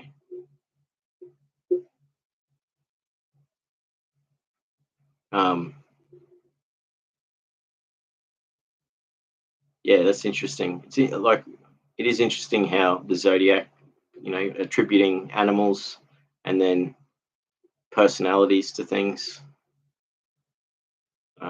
Kat says 2025's year of the snake. There you go. Everyone get ready for it. That's only a few weeks away. How is that? We're at the end of the year already. Like, this is full on. So Conan says, yeah, like a prison or a rabbit hole iceberg conspiracy, if you will. Yeah. That's interesting. And Kat says, metamorphosis, wisdom, and intuition. That's beautiful. Conan says, we bring people to wonderful. We bring people to Wonderland, but we are mad as hatters. There you go. There's some really interesting quotes and comments here. A many of many hats. Yeah, that's it. I think that's when I was referring to the mask that the narcissist wears. It's the same thing, many hats. Cage Pastor says, yay, snake year is coming. Kona says it should be interesting, and continues, I'm excited for the year of the horse personally. Yeah, that's it. That's me. I think that's my year. Cage Pastor says, oh, I hope that's a good thing. Kona says, I would bet on it. Ever see an Animal Farm before? Yeah, Animal Farm is that's Orwell's just as good a book as 1984. It's very much, it's like a classic example of a fable that is a satire, and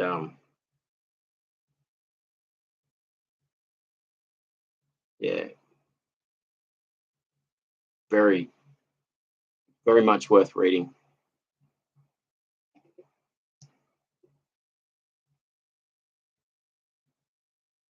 Cage Pastor says, I'm a horse. So you're the same as me. Kona says, you're my favorite personality. We go together like 6 or 9. There you go. Cage Pastor says, I read Animal Farm in school way back when. Haha. Yeah, me too. I think it was grade 9. I think it was. Kona says, a horse and a mule. Kona says, or bunny, or maybe a mouse. We shapeshift in shadows, sad but true. The Wendigo, Skinwalker, that is the rabbit, Skywalkers. Cage Pastor says, tiger, horse, monkey. Kona says, 12 monkeys.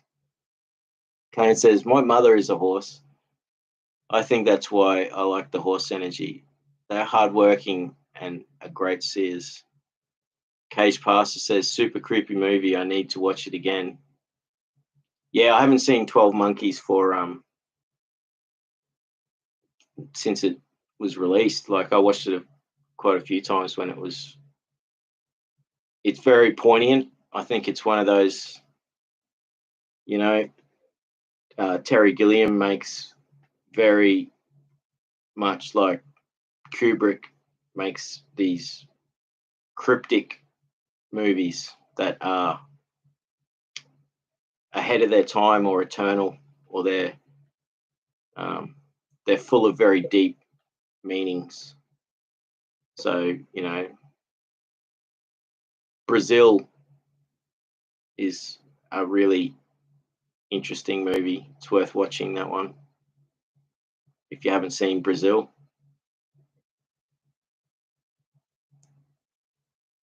I haven't seen 12 Monkeys since I've got to watch it again. So there you go. Kona says Merry Christmas. Continues, how about the back rooms as a concept? It's like a rabbit hole for me, not inaccessible to others, but something rabbits are maybe more inclined to traverse. Yeah, that's interesting. That whole mystery thing with that. And they solved where, it's one of those things with the internet. Started this thing off and then captivated people, and then they found out where, you know it created this whole mystery, so kind of says, like reality and the sacred, something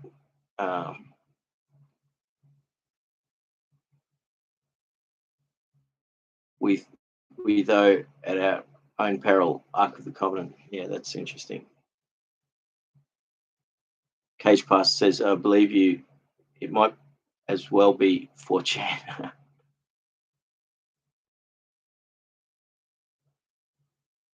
The world is built on cycles, says Conan. Those who know the cycles wish to keep them secret as to influence outcomes, like their own personal amusement park. Yeah, there is certainly that aspect to things, isn't there? And I think that was when I was talking about the cyclical nature of, growth and decline in societies. And, we have, the sun has many cycles. So there's 7 and 11-year cycle, and then there's a 100-year cycle and a 200-year cycle. And so 200-year cycles, 400 years. And so empires often live, they last as long as the sun's shining. The saying, make hay while the sun shines? That's what happens, so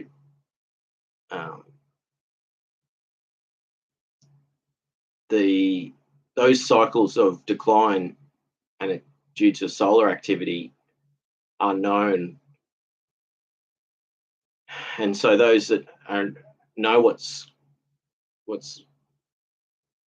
inevitable, they prepare for it. It's known as it's strategic. That is, knowing those cycles are the most strategic thing in that sort of we have. And in a lot of ways, that's why we're kept in the dark with a lot of science and understanding of those cycles, is because they're used like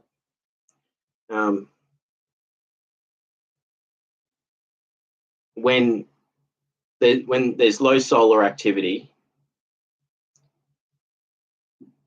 there isn't much food getting grown. So empires crumble because they can't feed everyone, and war breaks out. So those that know that those cycles are coming, they store their grain in preparation for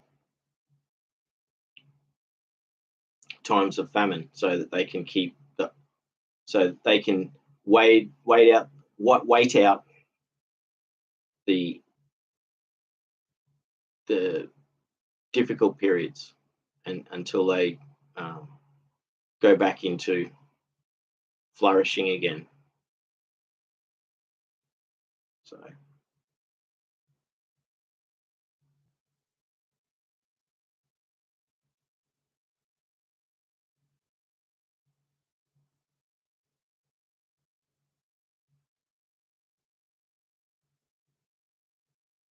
where are we? Oh, Jody Hall's here. How you going, Jody? Good to see you here. Jody says, in the past, I've been in relationship with men who are alcoholics, and they share many traits with narcissist addiction. Does that to people? Yeah, I'm sorry to hear that. That's what you've had that. And yeah, absolutely. Substance abuse, and especially alcohol, will corrupt someone, and they will yeah, they will take on those traits. You know, some alcoholics can be friendly drunks, some can be violent. It's you know, it's almost like a red flag when you have that, because you know that you've got to expect some bad treatment or neglect, and it gets worse than that. So you get they can be violent, and and you can look at different substances and they have attributable behaviors that come along with them.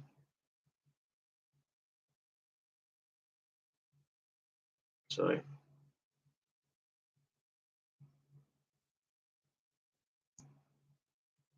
Page Pastor says, now everyone can know if they care to look. The internet is a blessing and a curse. Yeah, that's a really good comment. Conan says exactly the room. Continues, I believe love is still the answer, but it's difficult. Yeah, that's it. I believe it too. It is difficult for it to be expressed, and also with the world being predominantly narcissistic, then people that display love, it's seen as weakness. So, and that's sad. Why should it be like that?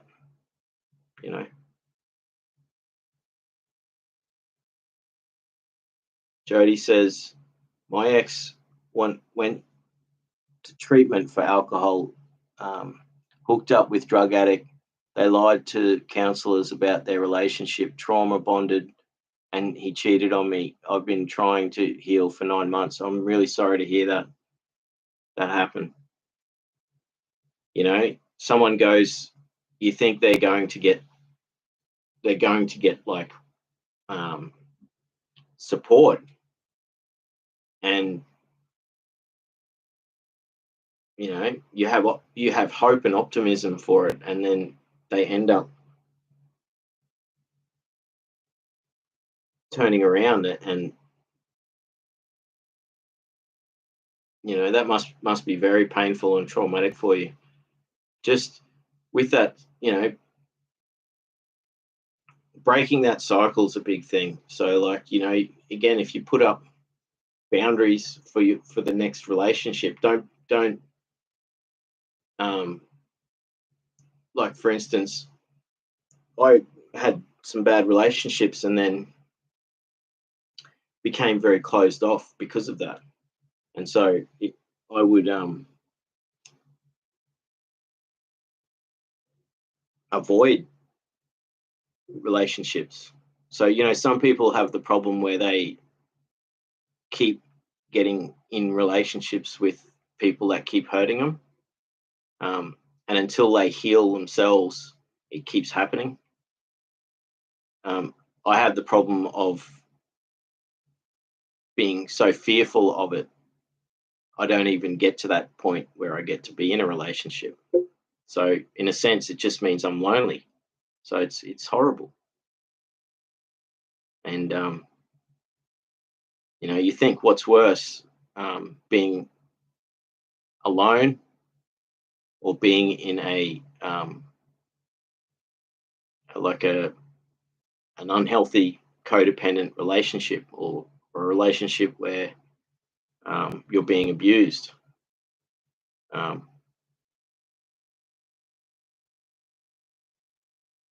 So I think with a lot of this stuff is, becoming more and more aware and educated. Unfortunately, some people don't want to know, and that could be a red flag. So, if you want to be open and honest about stuff, and you make it clear with someone that you're interested in, if they don't want to know that stuff, that's a massive red flag. Don't give them any more attention and just walk away, find someone else. Because if something's important, if that's obviously something that's important for you, and if they're not willing to, if they're not interested in that, or they're afraid of it, then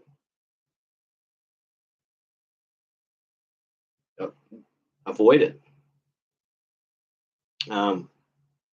And unfortunately, this happens to a lot of people, is that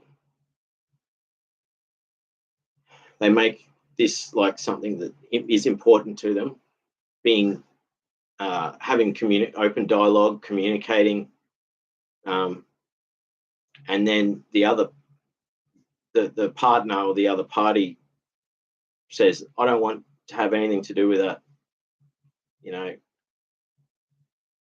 just I don't want to hear about it, don't want to have anything to do with it, and then if the person then continues on with that relationship, they end up blaming themselves, because they're giving up on that chance, and they're accepting that other person. So the other person then has got a control over them, for starters, because one person's asked for something in the relationship, the other person doesn't want it, and this, it could be counseling, or having active communication within the relationship. There's a lot of people that are confronted by that, and they don't want to even entertain the idea that they would sit down and talk about the relationship and work through problems. So I think that's a big red flag. I think, for me, any potential relationship in the future, having communication would be like a major thing. And you don't have to go overboard, but you need to respect each other to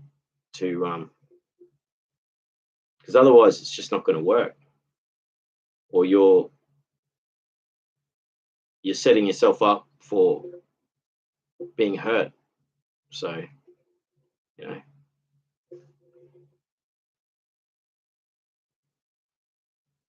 and I'm really sorry to hear that happened to you with that. That's like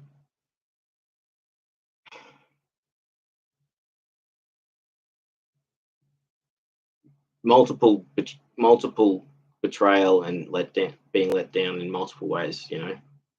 You had optimism this person was going to get help because they had a problem with alcohol, and they met someone through that, and then it must be very traumatizing what you went through with that, and you be very painful and fresh, like you say, this happened recently,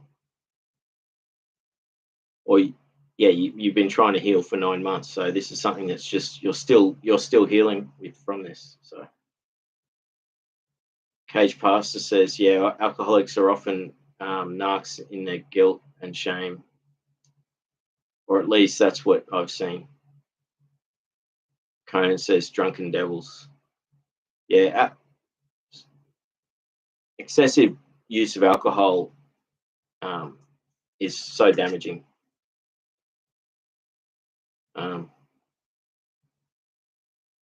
Jody Hall says, Cage Pastor, yes. And I've had to understand my own patterns and CPTSD to heal, to move forward. Totally. That's a good comment,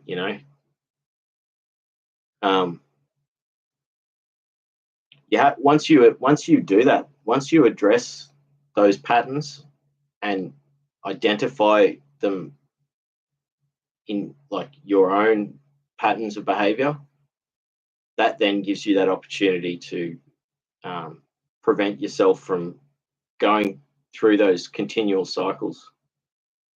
because you can see what you're doing and you can stop it.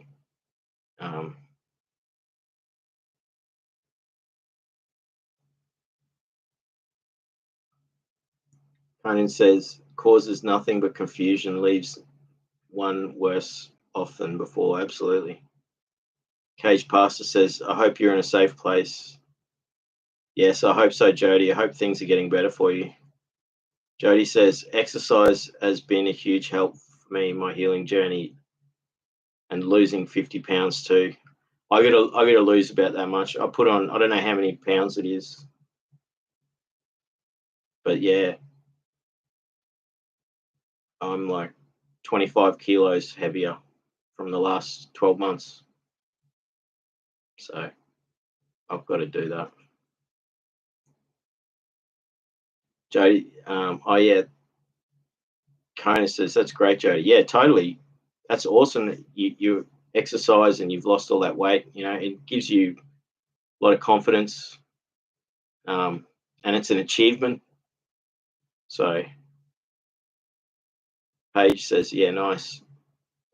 Jody says to Cage, oh yes, we didn't live together, thank God. So yeah, that's actually pretty lucky, because you know when you do have that situation, it makes it even more complex. You lose a lot more financially, and it's when you break up, then you've got much more of a shock that you've got to deal with. You know.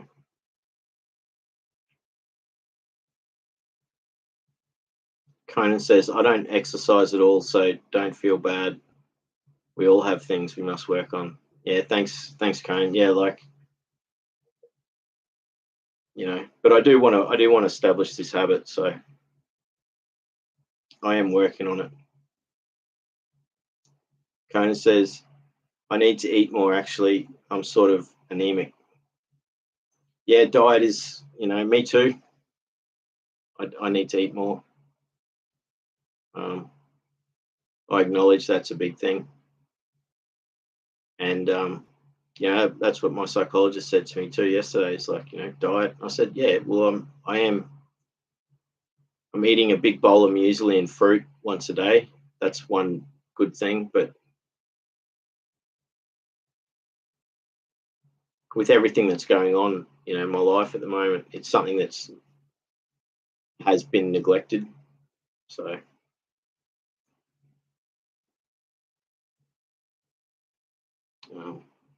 Jody says, Luke, I just look up all the videos on YouTube and focus on the exercises for what my personal goals are, plus walking, except just snowed here in my town. Yeah, so that I have the same thing here in summertime. So it gets so hot here in summer, you know, you can't really exercise most of the time. Like there's only a few hours of the day that you can, but it is good to actually exercise in the heat.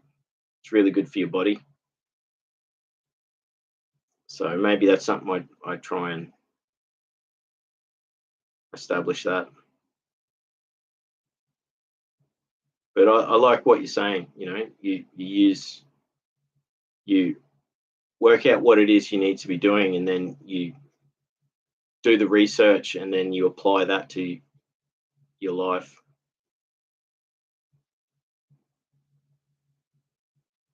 Cage Pastor says, yeah, glad to hear about your success moving forward so hard.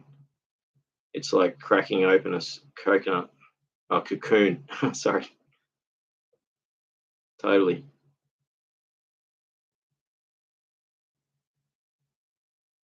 Jody says, yes, that is how I feel, that I'm cracking myself open. It's hard work, but I'm dedicated to healing my body and emotional self. It's a good thing that you're getting both. You're getting success and you're getting to appreciate that, and you know, getting to like achieving a certain amount, making it to a certain point is a big thing. It does make, because it's such a big process, you know, healing. That, you know, achieving milestones, it gives you confidence to keep going. So with goal setting, it's good to have, you know, some goals that are not so big, and then have sort of a few of them, you know, and so that even though you've got like bigger goals, you know, rather than putting all your energy into achieving these bigger goals, you're keeping doing that, but like having, you know, smaller goals that are achievable as you go, you get confidence, and it gives you more of a reason to keep doing what you're doing.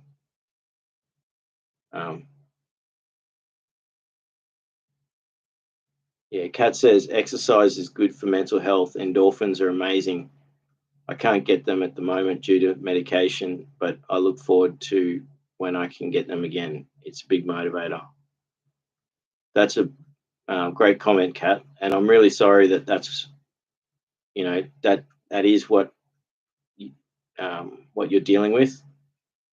And I know that you're hoping to change that situation in the future, and that you'll get that back again. Because it's horrible that, you know, how it robs you of feeling, and it's one of the worst aspects to it. You know, for me, it was a blunted affect where I haven't been able to cry, and I need to cry, I want to cry, and I can't do it. And then you have the other side where with happiness, like you can be just stuck in this thing where you can't be happy. So I really do feel for your situation, and I know you're working really hard at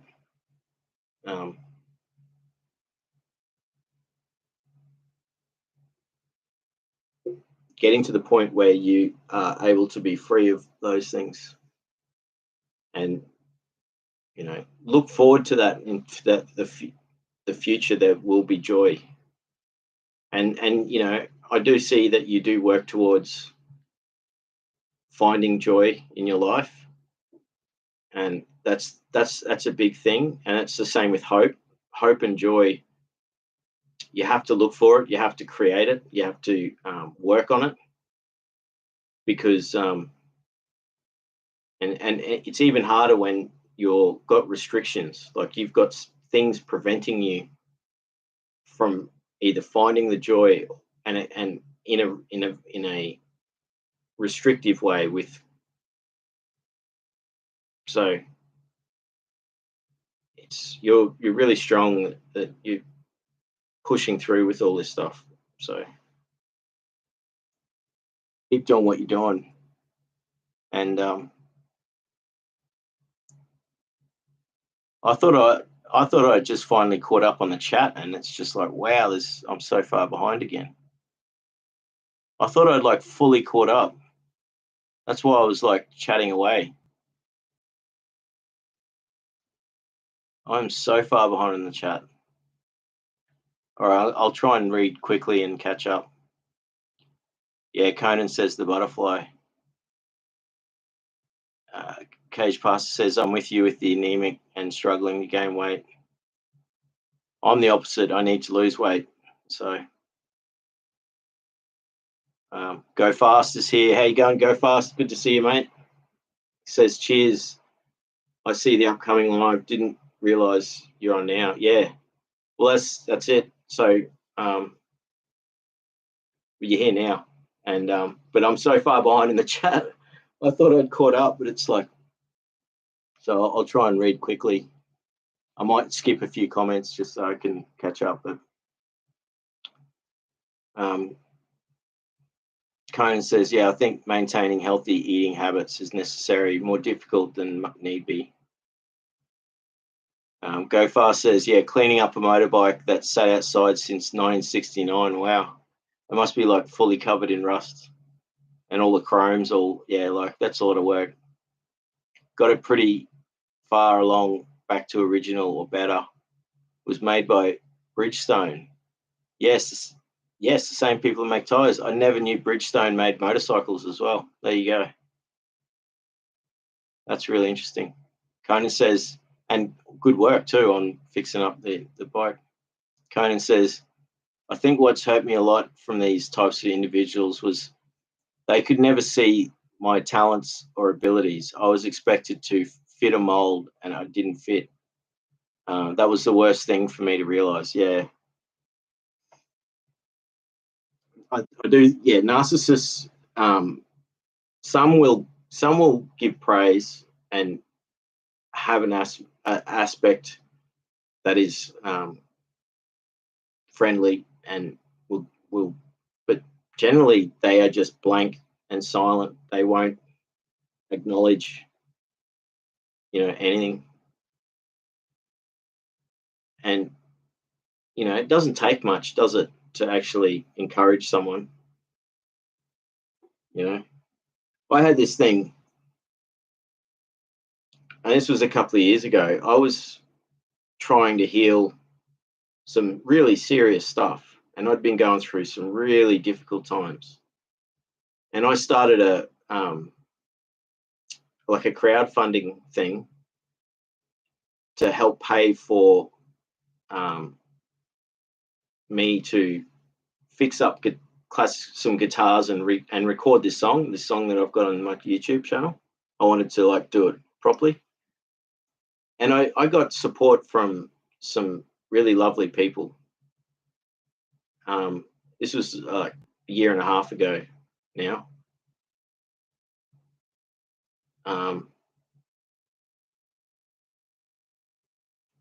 2 years ago now, almost 2 years ago. But all the people that I expected that would support me didn't even respond. And I was heartbroken by that. My heart was warmed by all these people that supported me, but the people that I expected would, encourage me to do this healing thing. And that's what I made it. It was about healing and getting through this thing. And they were just silent. So it really showed to me that they don't care.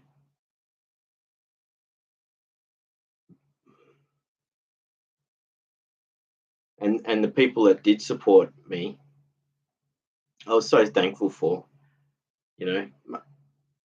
I'm going to write that down. I'm going to email and message all the people that supported me back then.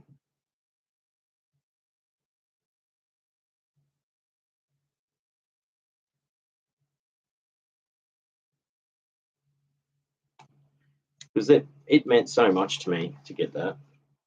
So it paid for me to buy a second-hand guitar and strings. It paid for strings so I could have strings on my guitar. I didn't get much money from it at all, but I was upset by that. People's lack of even caring about it. The people that I expected that would say something or even acknowledge it, even if they didn't support the thing,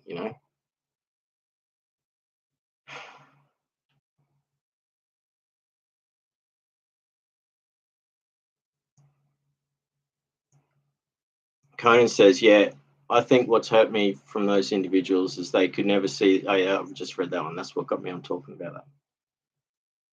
Case Pastor says, yeah, it's self-doubt that keeps you from wanting to grow at all. That's the cusp of the issue for me. Yeah, self-doubt. I agree.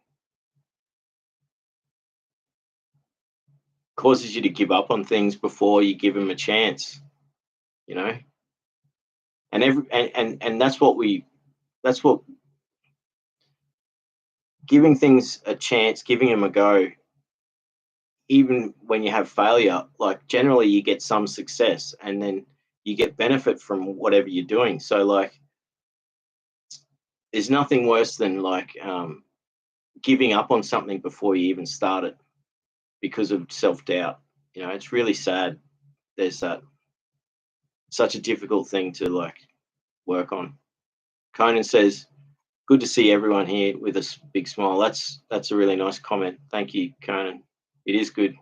Go Fast says, suggestion for dealing with narcissistic traits of others. Sam Vaknin puts out quite a lot of content. Yeah, I've seen a lot of his stuff. I don't know if he doesn't put that much about actually protecting yourself from others, but he certainly does put a lot of stuff on there. There's a channel called Narc Daily that's really good. And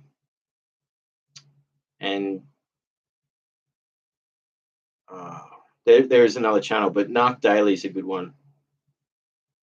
Check that one out as well. But yeah, Vaknin, he does cover the topic extensively. So that's a good one. Go Fast. Jody says, I think you're very brave sharing your story, Luke. I went back to therapy and sharing what happened to me this year with my ex re-triggers me. And I don't want to do that again. I'm doing other. Yeah, you have to be careful about that stuff. It can really re-trigger you, and that's why I'm careful now. I'm more careful about when I do go through stuff, because it has to be part of the letting go rather than me getting stuck in it again.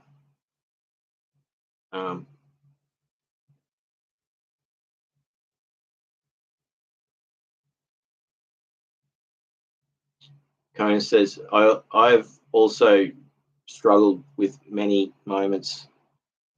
I beat myself up many times. Why can't I cry? It happens when it needs to. Yeah, true. That is true. I just wish it could happen more often for me,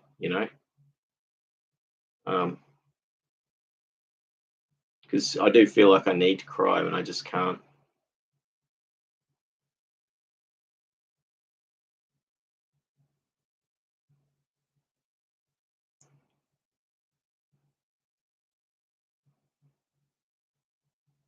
Like a nice sauna. Yeah, saunas are actually very healing things, Cage Pastor says, I cry during commercials. Yeah. It's amazing what can be upsetting and triggering, and cause that emotional response. That even commercials can do it, and it can be the fact that they're advertising like it's like targeted so much that it's trying to get at your emotions.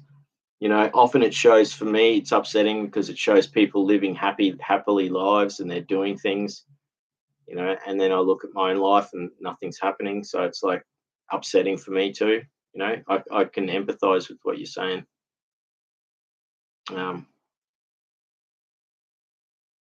Jody says, I'm typing too fast and messing it up. That's all right. I haven't noticed any bad messages, like mistakes or anything.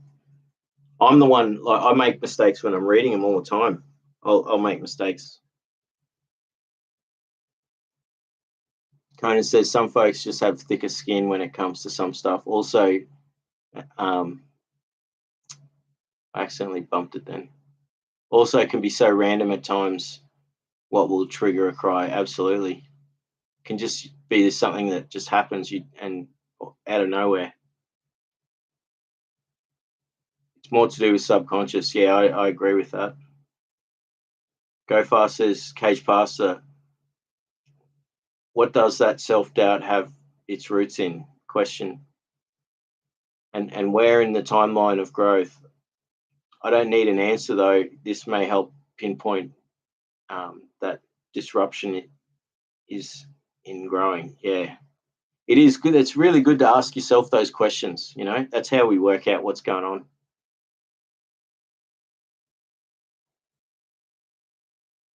Jody says, I binge watch a lot of very out of the box spiritual concepts. Reading and writing can also help. yeah, it is good as a distraction and also learning thing, you know, and entertainment, you know. So if you can, um, and there's also some content that's not really good for your mental health or your emotional health to be, focusing on.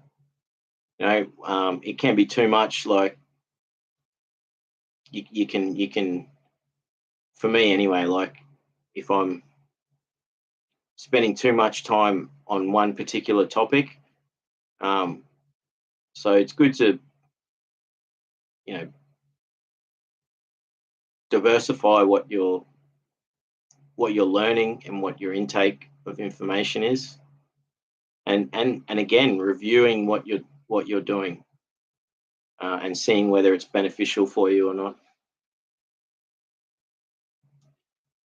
But it's great distraction when you're triggered, or you're really. I mean, that's what sort of got me through a lot of difficult times this year. Is um, not just learning stuff, but it was also distracting stuff. So podcasts that were just distractions, Um,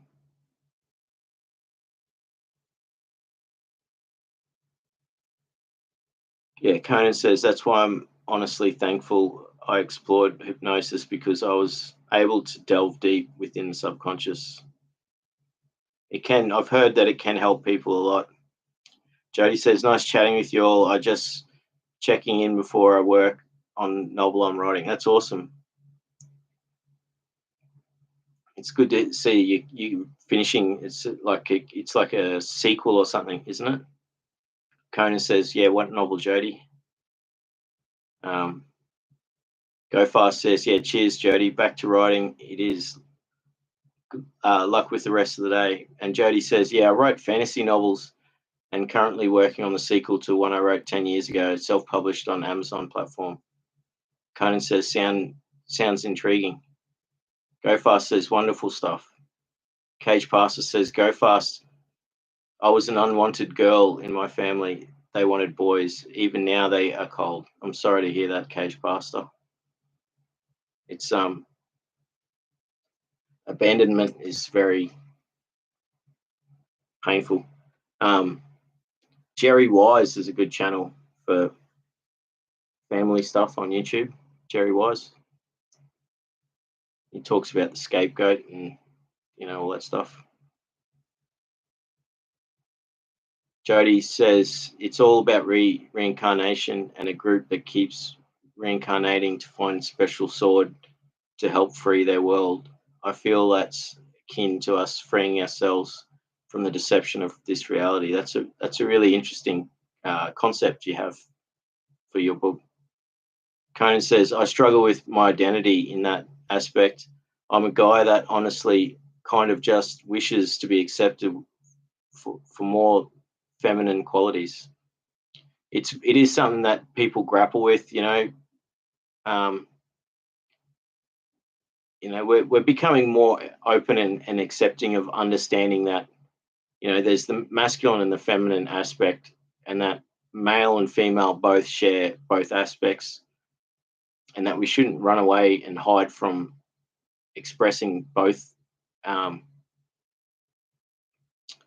and those that, like, yeah, you'd think that it'd be more accepted these days, and it's still not.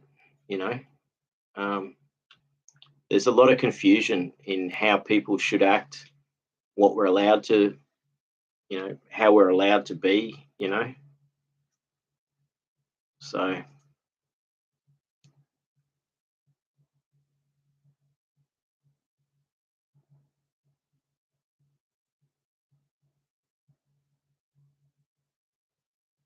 Cage Pastor says that's really messed with me for a long time, but I know I didn't deserve to be the butt of the jokes like I was. Yeah, no, I got that with my friends. That's my former friends, you know. I was the one that they all made fun of, and they would put me down, make me feel like I'm useless, you know. They would fill my head with self doubt, and really upsetting. It's abuse. It's emotional abuse, that stuff. And you know, Conan says, I relate, Pastor. It's not fun, but it builds an incredible resilience. It certainly does. It does. Neglect and abuse and neglect does make you stronger and more resilient. It just unfortunately takes away a lot of things at the same time. Cage Pastor says, I see male energy as a lesser and female energy as ambient, as a laser, sorry, and female energy as ambient. Both are useful. Yeah. Oh no, lesser. Oh no, laser. Yeah. Sorry.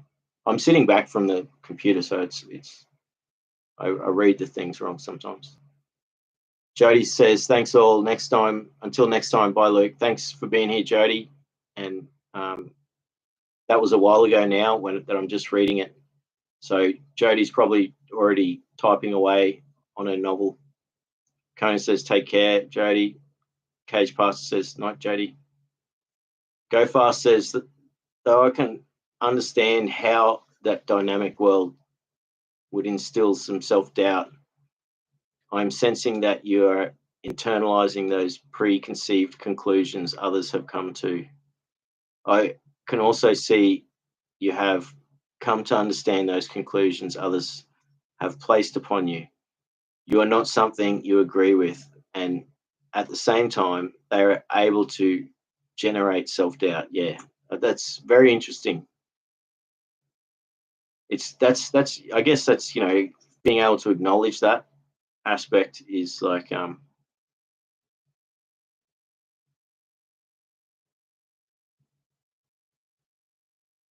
it's certainly how you can work through it.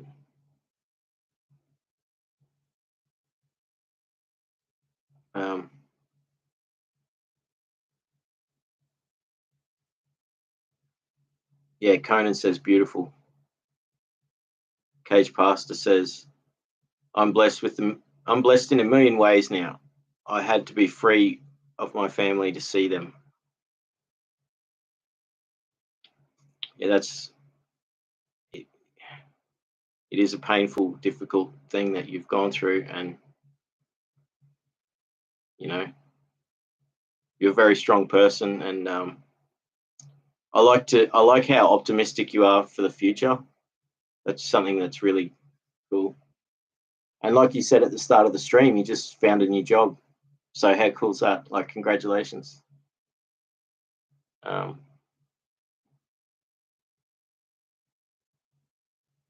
Conan says it's what you are speaking. If when I join, yeah, that's there you go.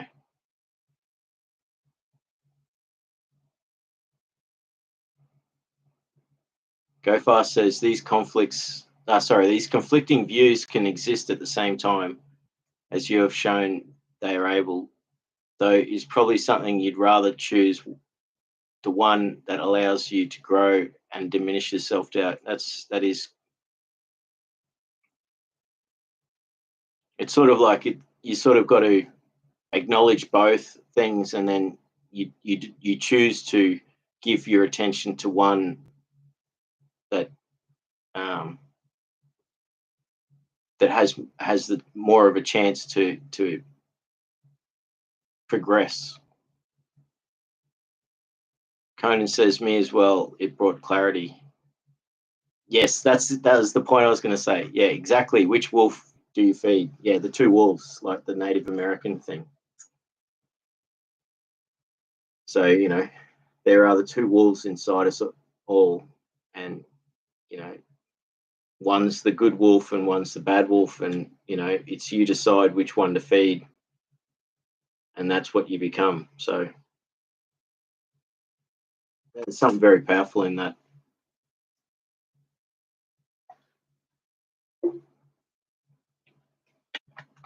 Page Pastor says that was so poetic. Go Fast. Yeah, it was good points Go Fast was making.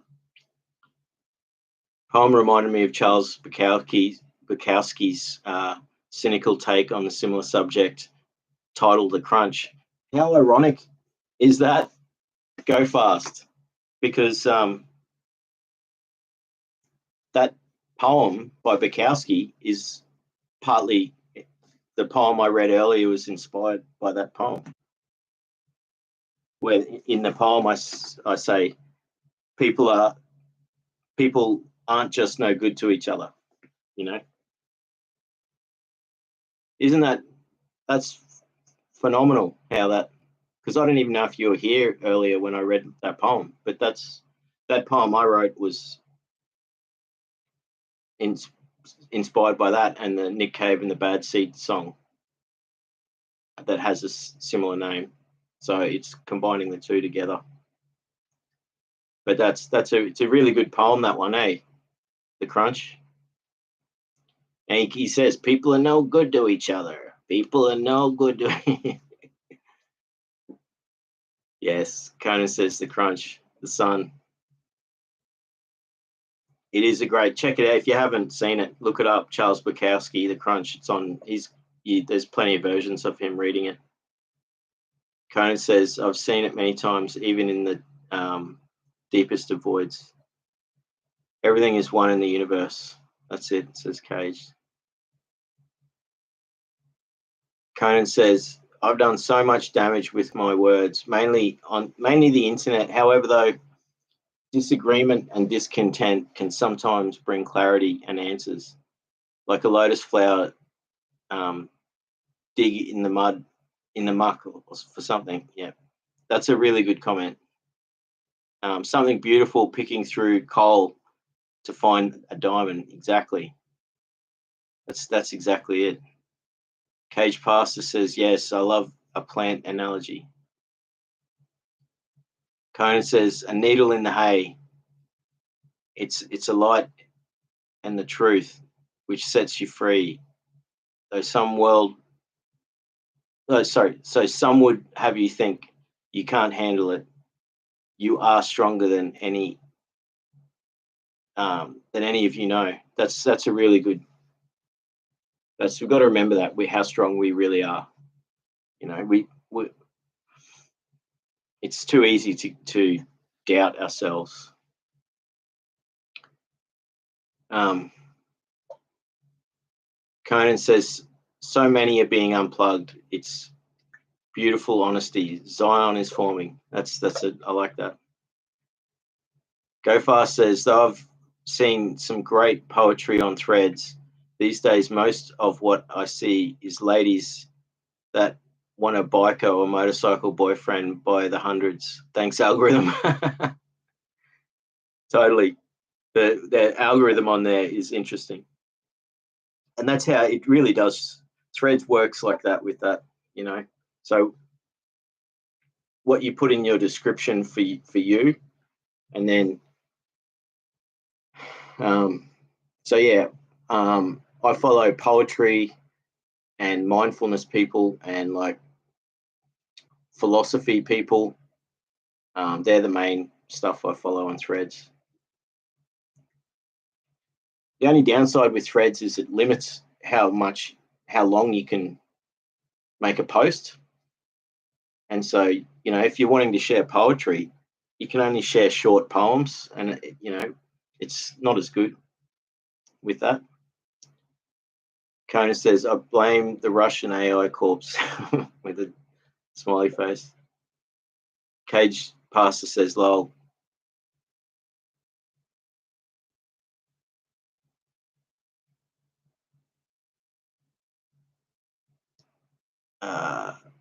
Where are we? I keep moving the thing too fast. Here we go. It's sense of powerlessness, says Conan. My father struggles with this. It's okay to feel that way. Conan continues, it's the Breaking Bad complex. He feels cheated and becomes what he fears the most. Tragic tale. Yeah, totally. It is. There's a lesson in that. Conan says, indeed, a microphone up to an amplifier. That's exact feedback loop. That's what it is. It is rather eye-opening. We limit ourselves when we try and classify what we can classify as art. I think that's a good comment too. Like what it is, we do limit ourselves because so much stuff is art and it's not seen as art, you know, like, and it's such a difficult thing too with people making art and wanting to. It'd be great if we could make art and make money from our art, but only a small few number of people actually do get to do that, you know. Go Fast says fear for yourself is different than fear of others. Tragic in its own way, each sad, tragically unique to their own oneself or own self. Sorry. Conan says, Mr. Go Fast, you're correct indeed. We all have a cross, and we all have a cup to share. That's a great comment. Cage Passer says, so true. Go Fast. Go Fast says, and we limit ourselves with blank canvases, selling for a few million. Yeah, exactly. Selling for a few million. There is a happy medium, and it doesn't have to be the pyramid acting as a hinge on the teeter-totter.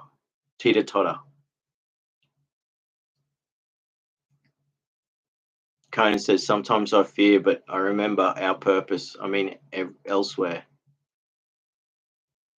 Go Fast says, yeah, we need to slow down the chat. He's about 100 messages back. Okay. I'm catching up now. I get carried away and I start chatting and stuff, and then Conan says, good point. Yeah, that's it. We can't wait, Luke. Yeah, we're catching up. I'm catching up. Go Fast says, you're damn right. You can take the time to genuinely engage with the chat. We all have a go, say. It's no matter of slacking off. Yeah, true. Thank you. And it gives me a chance to contribute too. That's the beauty of that. It's I don't comment on every comment. Like, well, I will comment on every comment, but I won't necessarily go into detail and have a response to it. But sometimes I'll go off on tangents and I'll be chatting away. Conan says, this puts us in greater danger, which is why forming communities around these ideas is key. That's a good comment, but not making them secret with the exclamation marks. Otherwise, we perpetuate the very cycle we wish to destroy. That's a really good comment. So much of knowledge is kept hidden, and I understand knowledge is kept hidden because of its can be potential for it to be dangerous for humanity. It's like guarding the fire. Because the fire being the technology or the knowledge, and then but those who are the guardians of the fire, they have to be just, and they have to not be corrupt, basically. And what we do see over and over is that there is that that suppression and hiding of knowledge and information then leads to corruption and malfeasance and greed and all these bad things that go on in the world.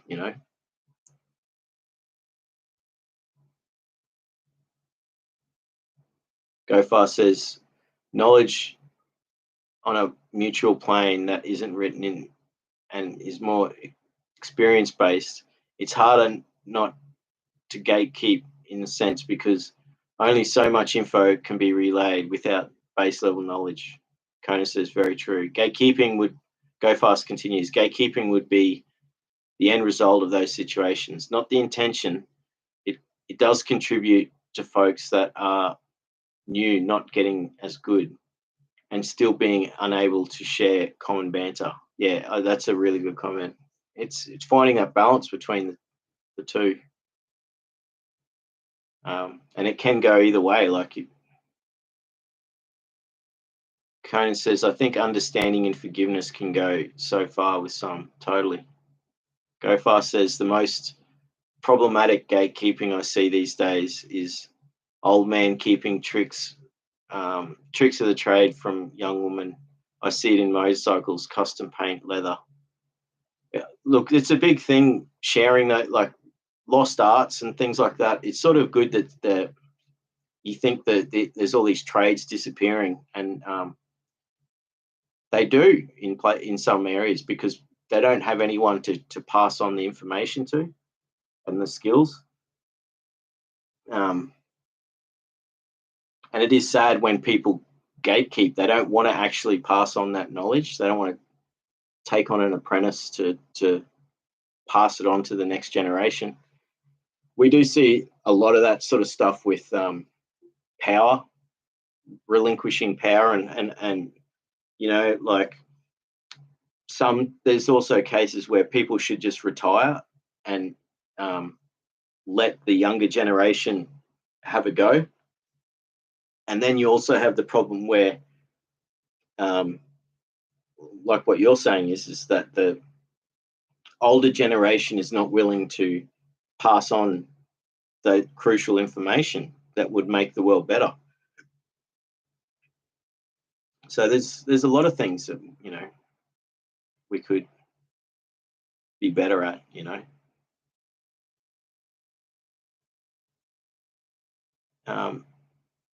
And yeah, because Go Fast continues, and they keep that knowledge to get something from these women or power. Conan says, I blame Judas Priest and Jurassic Park. Classic. Energy Siphon. That's what must be one of the songs. Go Fast says, I blame Judas Priest and Frankie Lee. Quote Bob Dylan. They were the best of friends. I didn't know that. Conan says, yeah, Bob Dylan. I used to be the massive Bob Dylan fan. I haven't listened to it for years.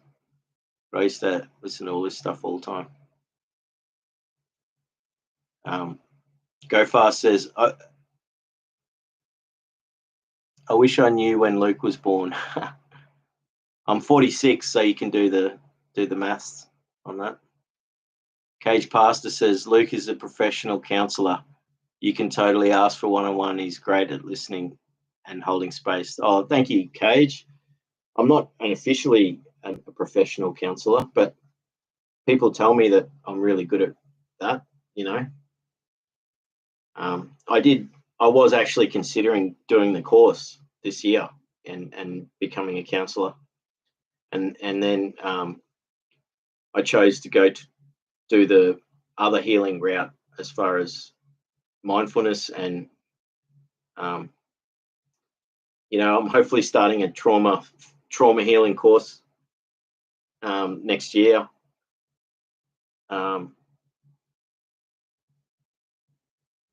Based on embodied processing. So hopefully that happens.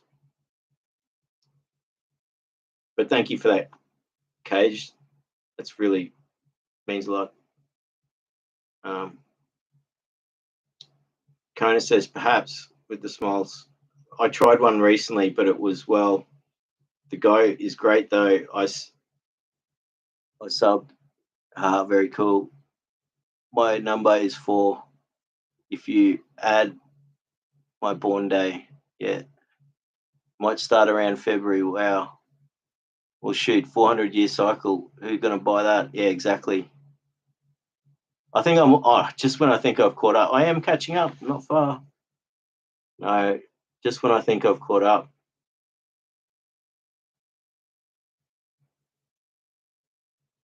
Just when I think I've caught up, I'm like, wow, I'm so far behind again. And that was when I was talking about the 400-year cycle. So I'm so far behind.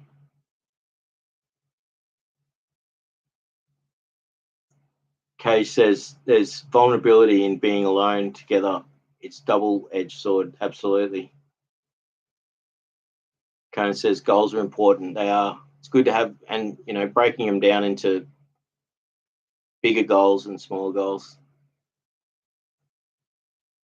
Hope and joy are opposites of guilt and shame. That's a beautiful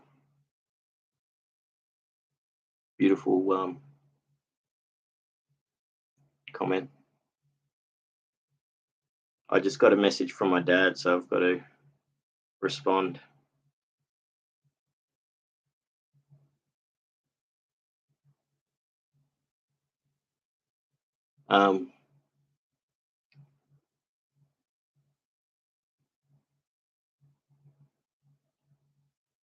It's not much covered in rust anymore. It says go fast. Conan says still a bit dirty though, if you ask me. It is, hence it's why I'm still polishing and scrubbing on a few parts before a reassembly. That's it. You're talking about the motorcycle you're working on, the Bridgestone. Conan says, wait a minute. I think the comments are loading out of sync. Maybe they are, or it's kind of shifted with the names. Wasn't my comment. Luke is reviewing now. Well, I'm so far behind again, so I need to catch up quickly. We got Gina here. How you going, Gina? Hopefully you're still here. Welcome to the chat. Gina says, hello, I'm new here and new to the narcissistic personality disorder. That's it. Like, it's good to know. It's good to learn all about it so that you can protect yourself from it. Conan says, welcome, Gina.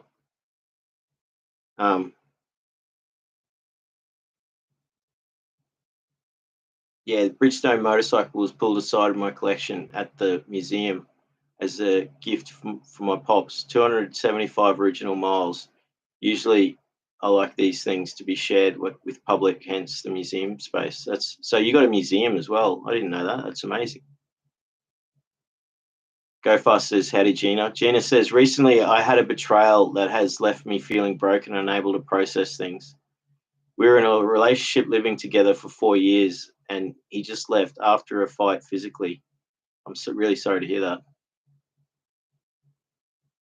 Conan says, yeah, I'm sorry to hear that, Gina. This is a place without judgment. Cage says, much love, Gina. Go Fast says, yeah, it sounds like it's been an entirely jarring experience, Gina. Gina says, thank you all so much. I'm so glad I found this. So hopefully you're still here because I'm so far behind in the chat, I will catch up. Go Fast says, that's more of the study of the intellectualizing of narcissism. If again, recommend looking up Sam Vaknin, the tool you would believe you have been affected by a narcissist. Can be troubling. How? Totally. Yeah, he does have a lot of experience with all that and written books on it too. Go Fast says time consuming. The amount of research on the subject is really exhausting. Yeah, it is true. You can put too much effort and time into it. So but it's essential to understand a certain amount of it. You know what I mean?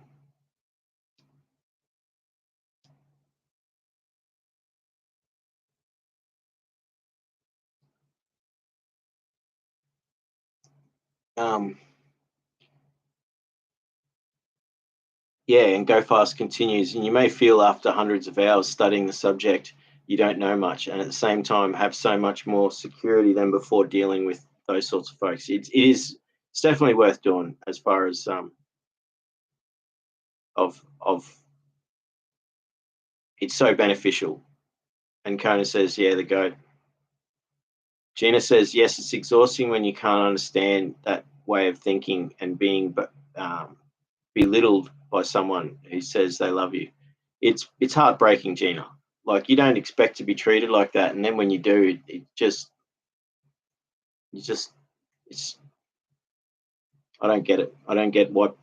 Well, that's one of the biggest problems, is like you can't rationalize it because it's irrational. If you're an empathic person, then you're not going to, it's not, you know, you can't work out why people act like that. Why would they? But then the narcissist will, that's how they work. That's how they operate. They get off on that. They literally, it's, you're their food. They are literally feeding off you and taking away your energy. So it's such a confusing thing. Conan says, yeah, that's not love. It makes me sad when people claim something that they don't understand.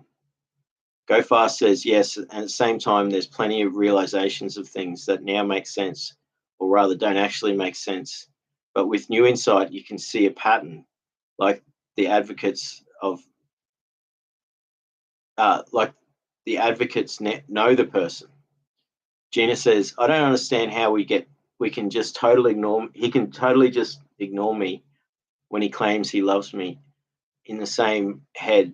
That doesn't work like that. Yeah, see, it creates dissonance. It's contradictions, and it's not true love. It's and I'm sorry that that's what you've gone through. So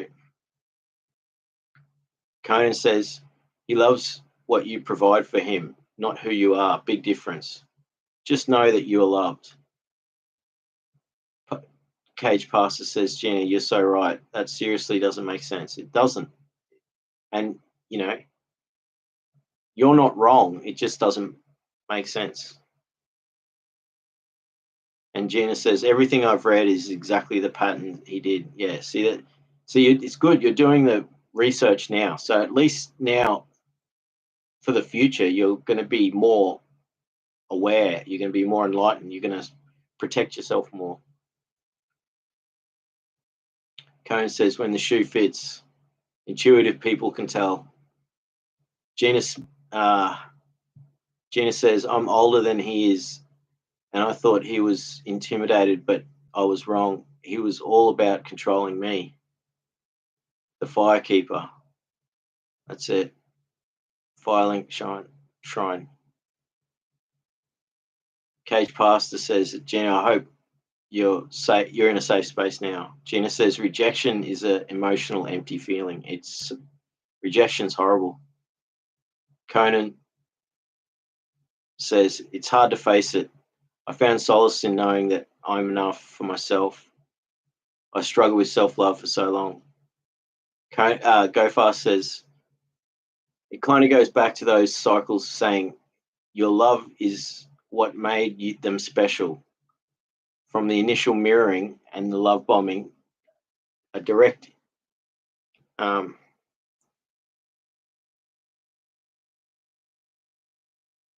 is it? Direct interpretation and act of what they believe you are and want, to all the things that you decided were normal and all the things that can be overlooked or put up with. Gina says, yes, Cage, thank you. He lived with me in my house. He's living with a friend who is female. Nothing I'm intimidated by, to be nice about it.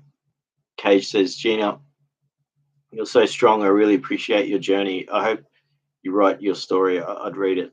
Go Fast says, to what I'm sure was initial signs of devaluation, in hindsight, no relationship is good times and perfect. With clarity, you see some things as part of the narcissistic pattern and not innocent.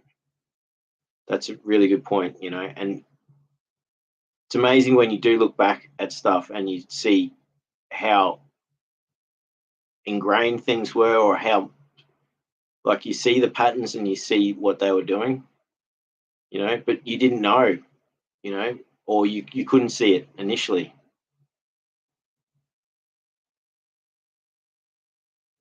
Conan says, yeah, that was when I was talking about Bob Dylan. I like Subterranean Homesick Blues, so good. Yeah, that is classic Bob. That's a classic song. Gina says, Cage, Pastor, I do a lot of journaling, and I've had my share of disappointments in my life, including the death of my son. I'm really sorry to hear that happen. You know, that's heartbreaking to lose your own sibling or your own child. Like,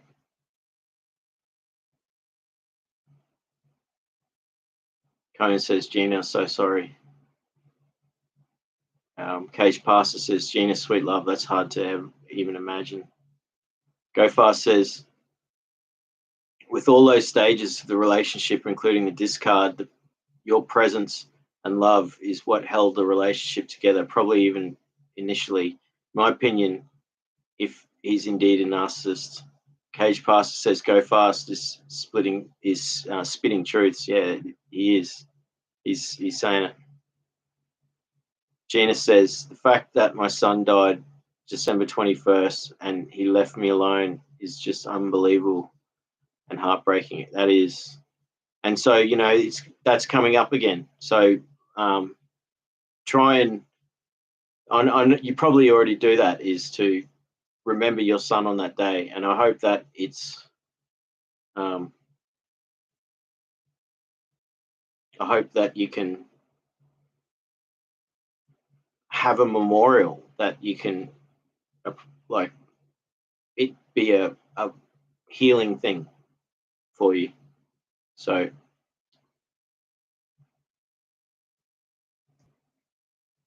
I'm really sorry to hear that. That's, you know, you've not only lost your son, you've gone through this abusive relationship with a partner. So Jenna says, yes, I'm still here and thank you. See, that's now I know how far much I caught up, because that was when I first saw you in the chat.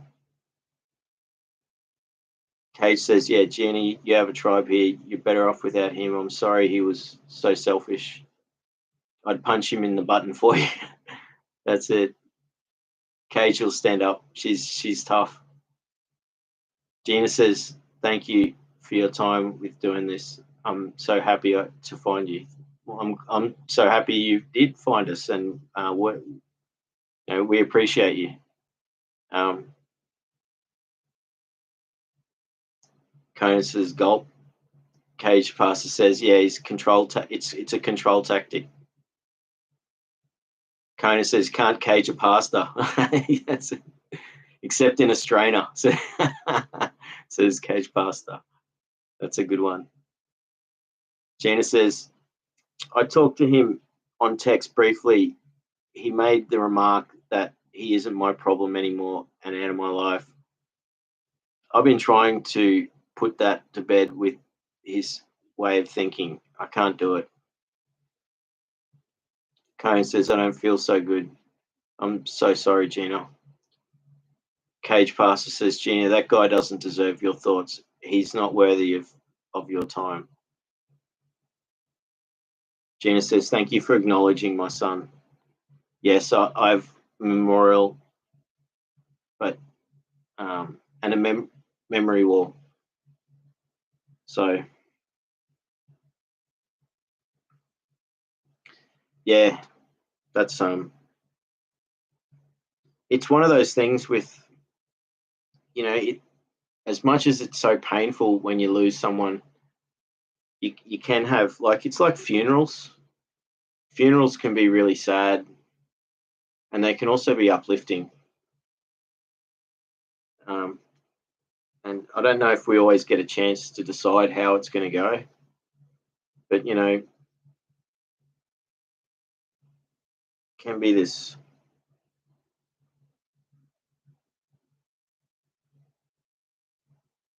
Conan says, Houston, we have a problem.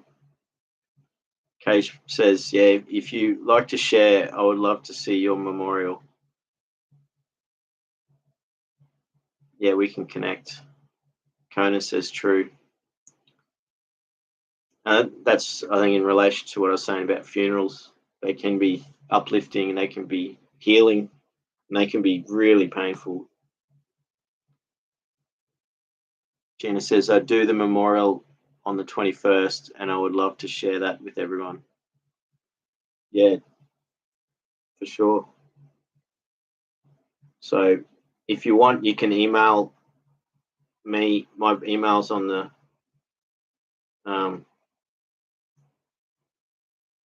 my page, and I could, I could put a picture of the memorial wall on my community page on the 21st, and say it's in remembrance. So that's a week away.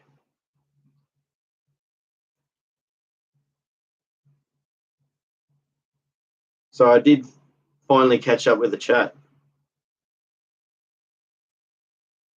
So I'm sending my dad a text message now.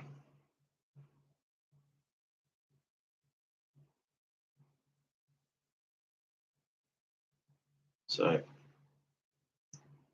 maybe it might be a good opportunity for me to take a 5-minute break, and then I can actually go speak with my dad. It might not be 5 minutes, but it'd just be a bit of time. So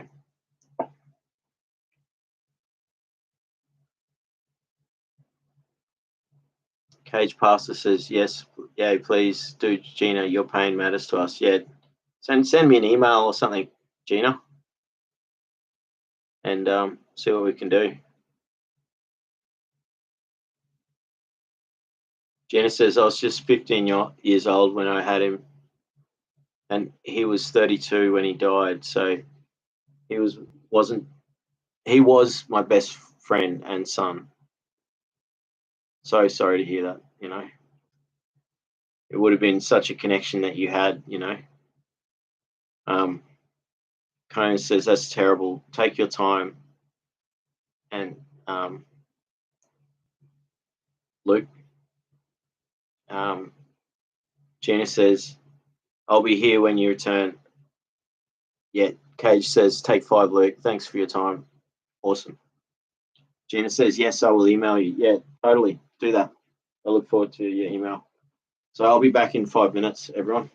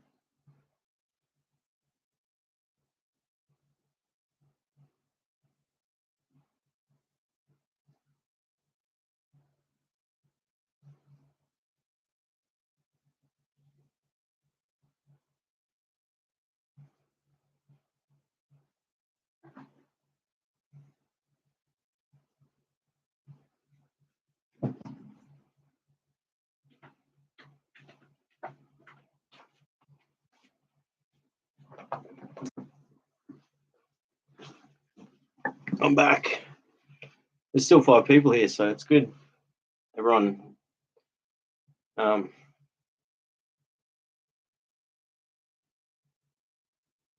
everyone's been contributing a lot today. It's been good.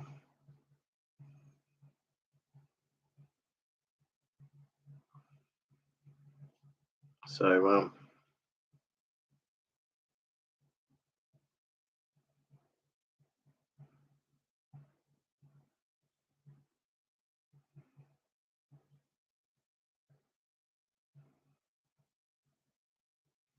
just got a lovely message from a friend. So yeah, Gina says I'll email. Yeah, do that. Thank you. It'd be nice to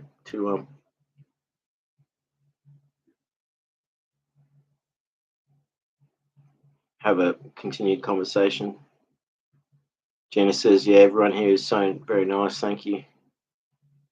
Cage Pastor says, I know he'll read every message sent. Sweet souls don't discount the experience of others. Oh, thank you, Caged. That's nice. So I finally caught up. takes a long time sometimes. So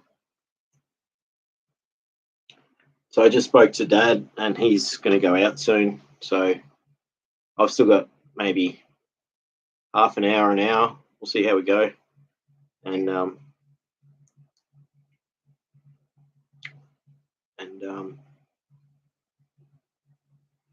you know,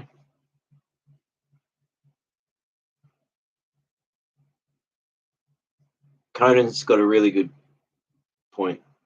Why do you think why do you think society needs scapegoats? Well, I think scapegoats, from my understanding, because there's different explanations of them, and there's essentially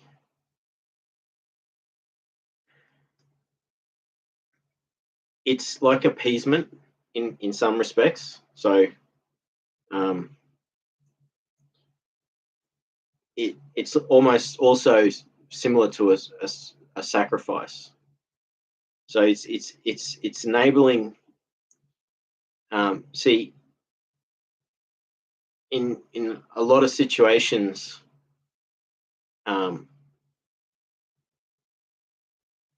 there's multiple parties that are guilty, and so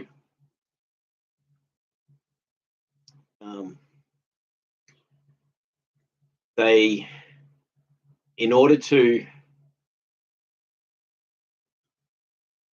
not absolve guilt, but in order to sort of deal with it, having a scapegoat means that all of these guilty parties are then able to focus their attention on one thing.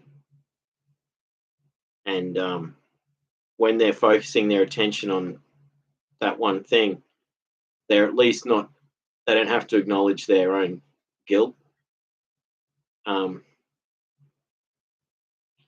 And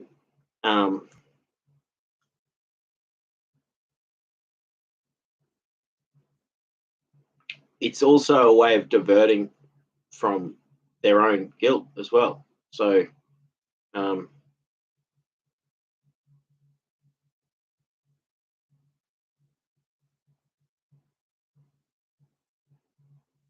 they don't have to face their own actions, at least for a while. Right? You know, it might not necessarily be a permanent solution. It might just be a temporary thing, which is why often scapegoats get substituted, and you know, within, sometimes the scapegoat is continually or perpetually persecuted in order to keep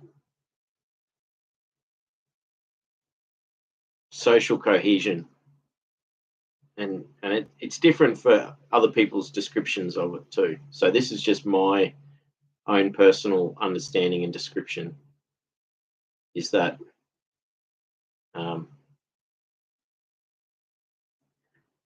you know, it's like giving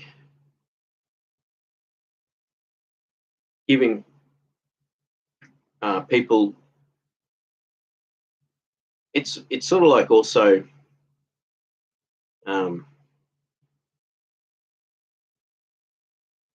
you know, giving the collective something to target, to take out their aggression and their frustration, or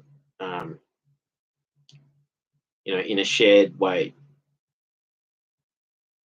and they're collectively attacking, or it can also be neglect. Scapegoats can be treated with neglect, but it's usually in more of a overt way, where it's ridicule or scorn,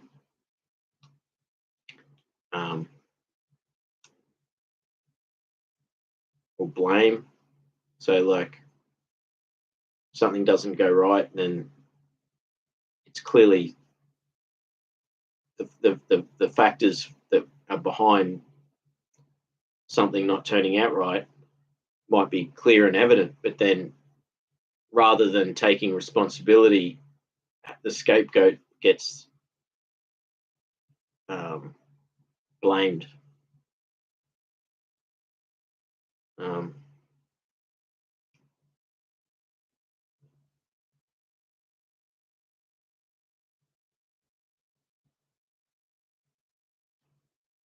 It's so I think it's got several functions and several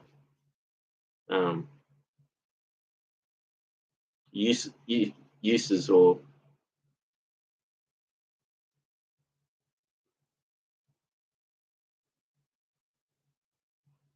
so.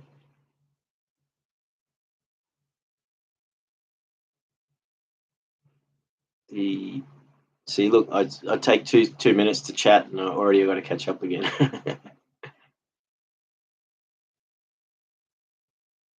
So here we are. When Cage Passer says, when was the last time you slept, Luke? I actually slept. I slept too long last night, so I slept. Dad had to be on watch for a few hours when I should have been there. So I got a lot of sleep last night. I slept, I don't know how many hours. So, and I haven't slept since. So I've been up since yesterday now, or last night. But that was a good catch-up sleep. I needed it because I hadn't really had much sleep for a few days. Conan says, we're getting places. Yeah, talking about the scapegoat. Scapegoat is, again, like when you're in a situation where there's a collective narcissistic aspect, you know, a group of bullies will pick one particular person to be the scapegoat, where they can all direct their energy towards, and then they don't, you know,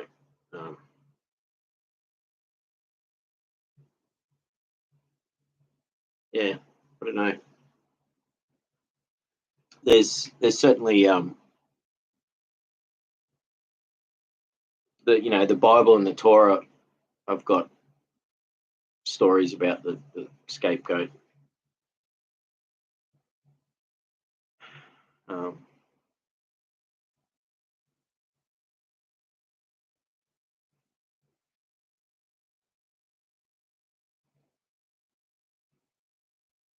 Cage says his mum's his priority. She's phasing out soon. That's it. Cage says it's true. He's caretaker.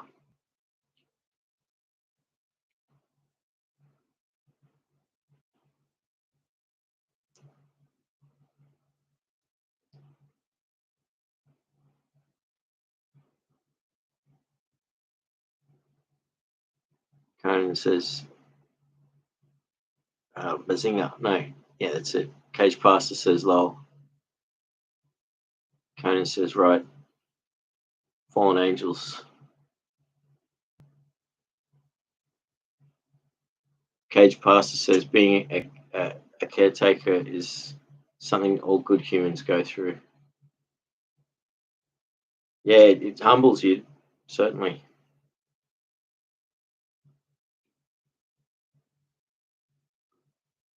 Conan says, one picture I like is depiction of Lucifer. It's an angelic child sitting on a pile of skulls, and he looks down in sorrow at a scroll in his hands, pointing it. Says Cage Pastor. Conan says it's sad. Yeah, that's interesting. I think I know. It reminds me, like it's familiar. Like,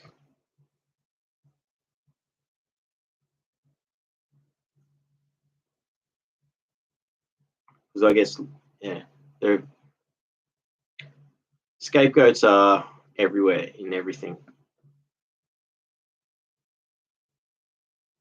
and yeah, I think people don't want to take responsibility for things. It's easier for them to collectively single one person or one thing out and then direct their energy towards it, hoping. From my understanding, it's them hoping that they are at least there. If they're directing their energy towards one thing, at least they're not the scapegoat themselves. So there's like this guilt. There's this guilt that's inherent,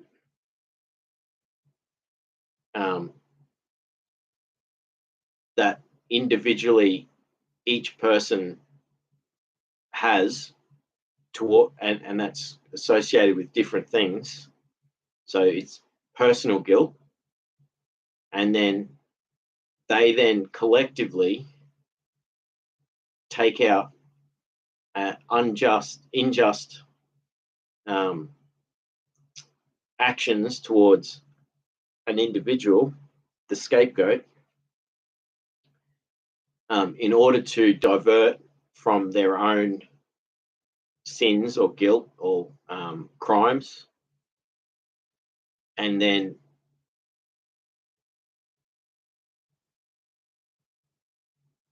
it's also a way of, if they're directing their energy towards that one thing, the scapegoat, at least they're not themselves the scapegoat. So it's similar, like bullying.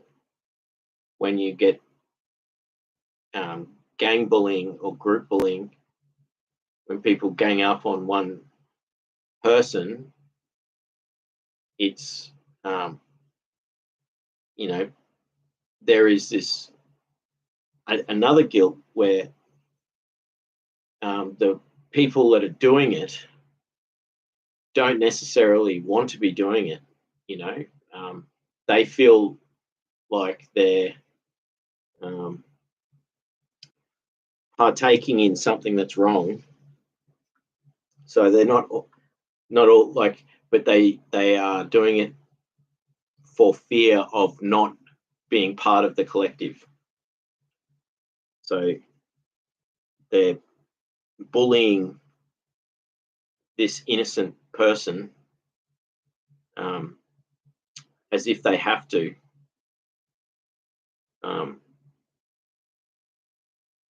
And so they then have this additional guilt where they know what they're doing is wrong, but they can't help themselves. They can't not do it, because if they stand up, if they stand up for the scapegoat, they're going to be next. And what it does is it shows that anyone who does that form of bullying has that guilt. It also shows that they are gutless themselves, that they are too afraid to stand up for someone else.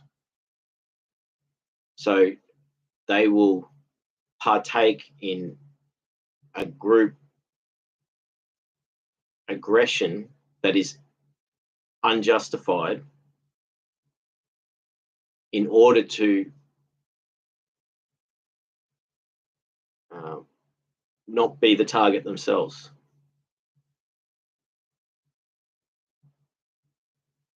So it's a mixture of people that are already guilty, like of being abusers or narcissists or breaking rules or crimes or whatever. And so they're diverting the attention by taking it out on an innocent. That's sort of my interpretation.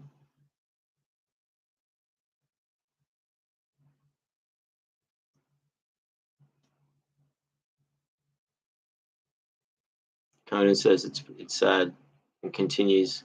One thing I liked in Animal Farm, the animation, is that the mule kind of acts like a scapegoat. It takes on all the sins of the other animals. A cart of hay. I will. The animated version is really good, and I wonder if it's on YouTube. It might be there to watch for free. I've got a copy of the book somewhere, so I think I'm looking at it. I will read that one. I do have too many books to read at the moment, so I can't put it on the list yet. But I will put it on the list to read. It's only 150 pages or something. It's not a really long book, so it's something that it's achievable. It's a really good book though.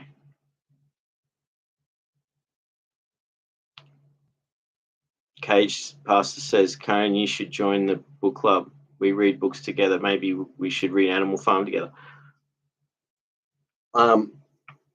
That's on the list to put in the next as the thing. So we'll put Animal Farm in there on the list. That's a good idea. It's actually meant to be book club episode tomorrow, and I haven't finished the book yet, so I'm supposed to have read it by now, and I haven't. Maybe I'll have it finished by then. I don't know. Conan says that sounds nice. Yeah, totally. It is cool. There's a good list of books that we pick from. So it's like a list of 10, and then as we go through as we read a book, I add a new one to the list. So there's always 10 books that randomly we'll pick one from.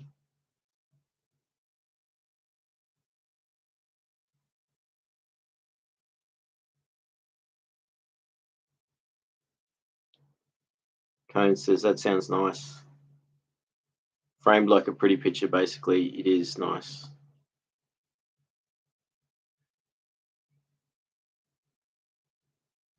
So yeah, definitely Animal Farm will be on the list for books.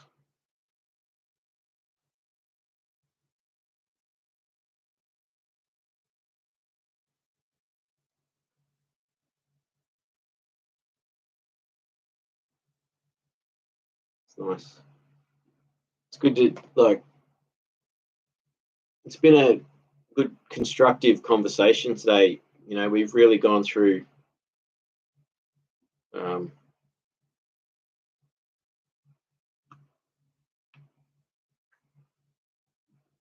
what it's like dealing with narcissists, and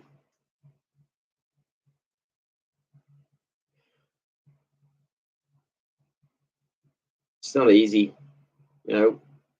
When you have experienced harassment, abuse, narcissistic abuse, emotional abuse, you lose faith in people, and you really appreciate nice, kind people. Once you've been treated like badly, when you come across really nice people, you really appreciate it. But the thing that really gets me is just how many people well, I still don't get it, but like how many people are actively cruel and like they'll say horrible things, they'll put people down, they'll say horrible things, nasty things, and all they need to do is shut their mouth and be nice and friendly, but they can't help themselves. They have to, like, again, I think this is how it relates to the scapegoat and bullying and group bullying, is that, you know, it's easier for people to have something and like an object of hate. They focus on the object of hate and then they don't have to acknowledge their own faults because they're too busy hating on something. You know, gives them something to direct their anger and hatred towards, and it's allowed and agreed upon by the collective. So, you know, it's all right to say what you like about a certain person, because it's agreed that everyone can hate this person, and it's a disgusting aspect to human behavior. You know, it's very similar to ostracization. You know, ostracization when deserved, like when someone does something really bad, that's fair enough. But when they haven't done something really bad, then when they're ostracized unjustly, it shows that it just also shows how easy humans are to collectively abuse, harass and abuse and single one individual out. And this is observed. People who study primates observe this behavior in primates.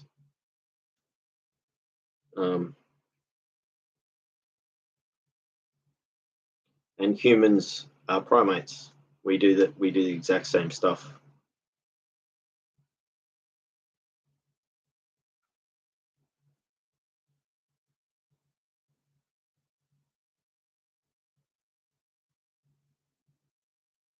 Cage Pastor says nice.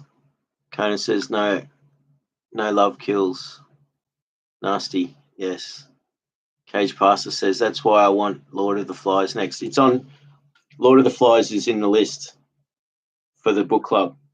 It's on the list. It's already in there. Totally.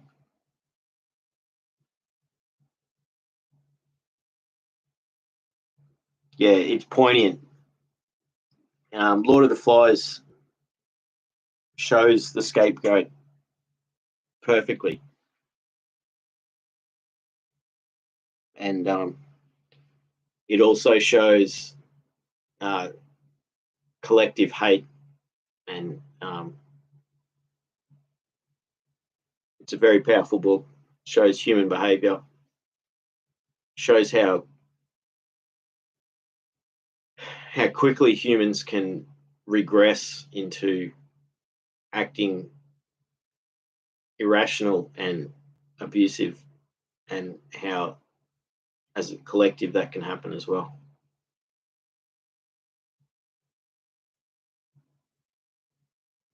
Conan says good pick. Yeah, it is a good one.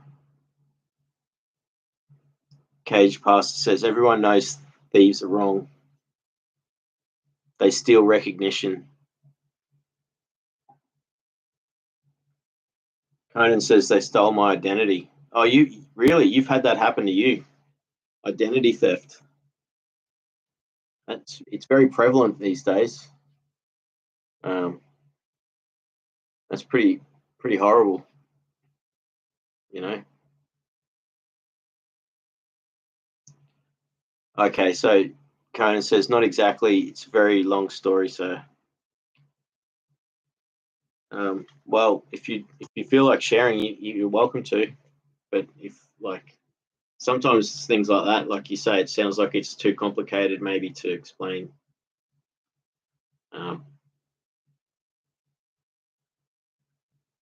But yeah, Cage Pastor wants to know. He's got the question marks. Conan says, I'd recommend you watch Rabbits by David Lynch if you're curious. I've seen most of David Lynch's movies. Is Rabbits one of his short films he did when he was in art college? It sounds like it. Pre-warning, it's hard to understand. Okay. But disturbing also. Okay. I know. It's 2022. Okay. So, oh, sorry, not 2022, 2002. Yeah, that's one I've missed. So I've totally missed that movie. I'll write that down.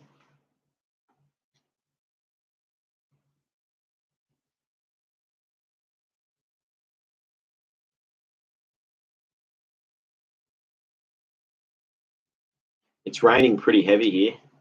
It's nice.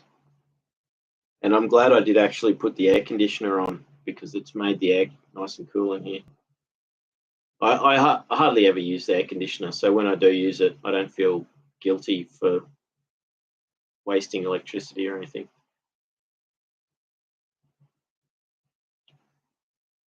So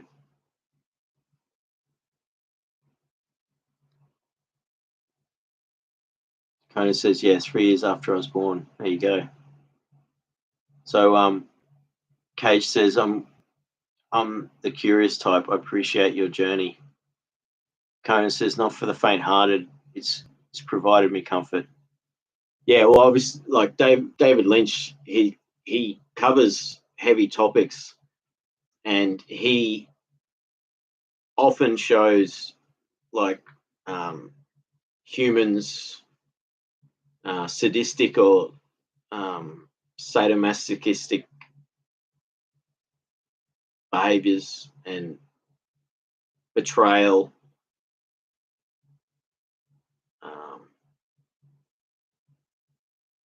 It's a common theme in his movies, and Twin Peaks as well.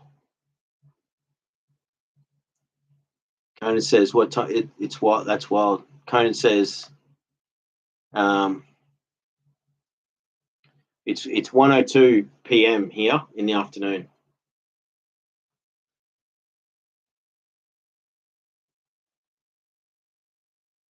Cage says, "Ties back to your zodiac." Conan says, "Yes, scapegoat. It's raining." Nice. Yeah, it is. So it's raining where you are as well.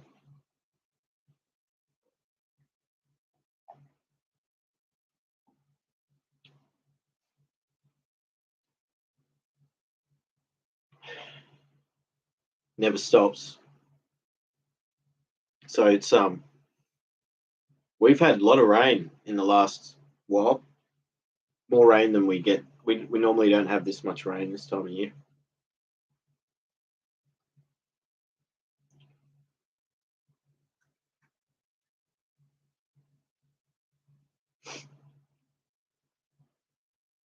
It's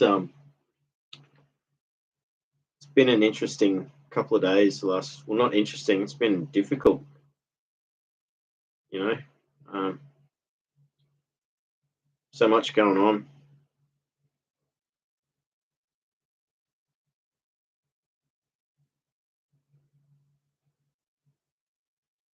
Um,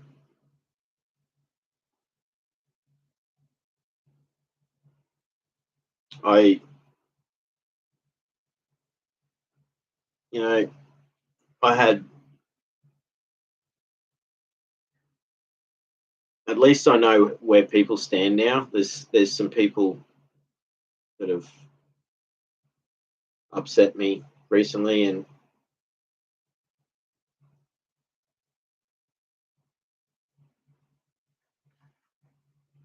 yeah, so talking about scapegoat, it's actually very um,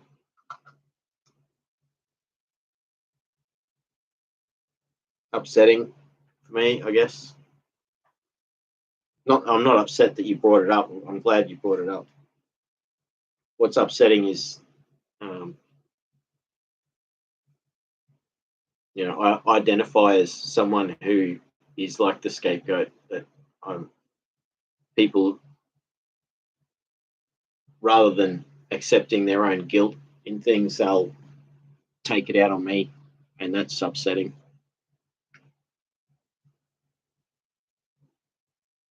So,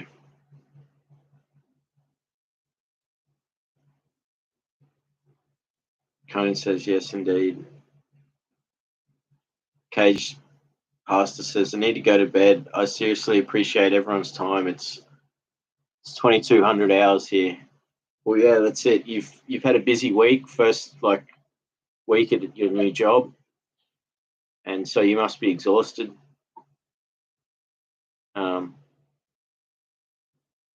Thank you for being here, Cage. Have a really restful sleep. I hope you do. And thank you so much for being here. You've been amazing. And just Conan says the same thing. Thank you for everything, with a big heart. So it's been a pretty cool night. It's I'm sort of winding down now as well. We did cover we covered a lot tonight. Maybe there's more aspect to it all.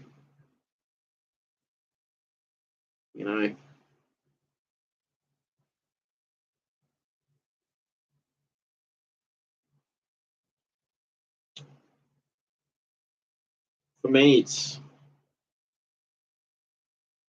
um,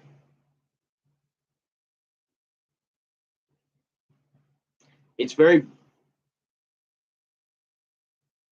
not just upsetting when you are a narcissist supply, when someone's harvesting their energy off you. When you realize it, it's very painful, because you feel like you've been betrayed, and you also feel like you've been used and hurt by putting your trust in someone, and then the whole time their intentions was just to take your energy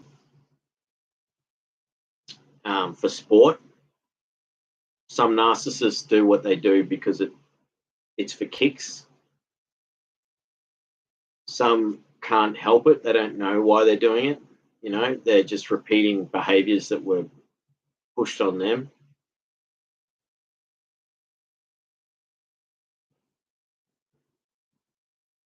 And Cohen says, I myself had so much trouble with sleeping and eating. I still do sometimes. Yeah, food, I need to eat better, and I need to sleep more, but I'm getting enough sleep. It's just it's irregular times for me, and that's just because of the nature of what I'm dealing with.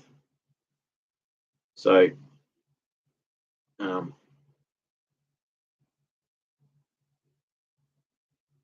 food, I'm getting one good meal a day. So, but it can always get better.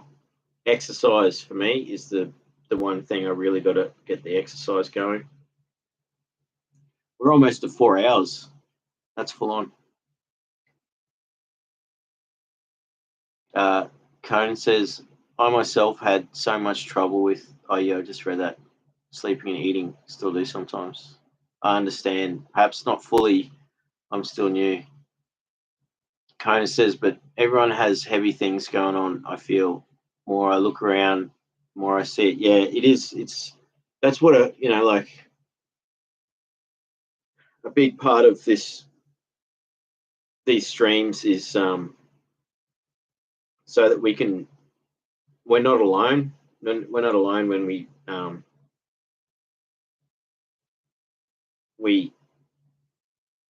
got people to talk to and share this stuff. Kat's still here, or Kat's returned. So awesome to see you again.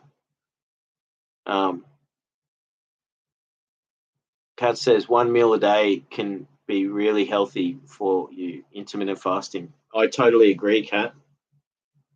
Once your body gets adjusted to it, it feels really good to do that as well. Because it's only when you first start doing it, you get hunger pains and your stomach hurts, and also, yeah. Conan says, good point, Kat. I did a lot of fasting, but mostly likely go overboard. Yeah, you've got to do it in moderation. But yeah, Kat says after about 18 hours, the body starts to do autophagy, where it recycles damaged cells. That's a beautiful comment. We need to do that. Like, you think about humans, when we used to live in nature, we wouldn't eat for a long period of time. So it's natural for us to do it. And,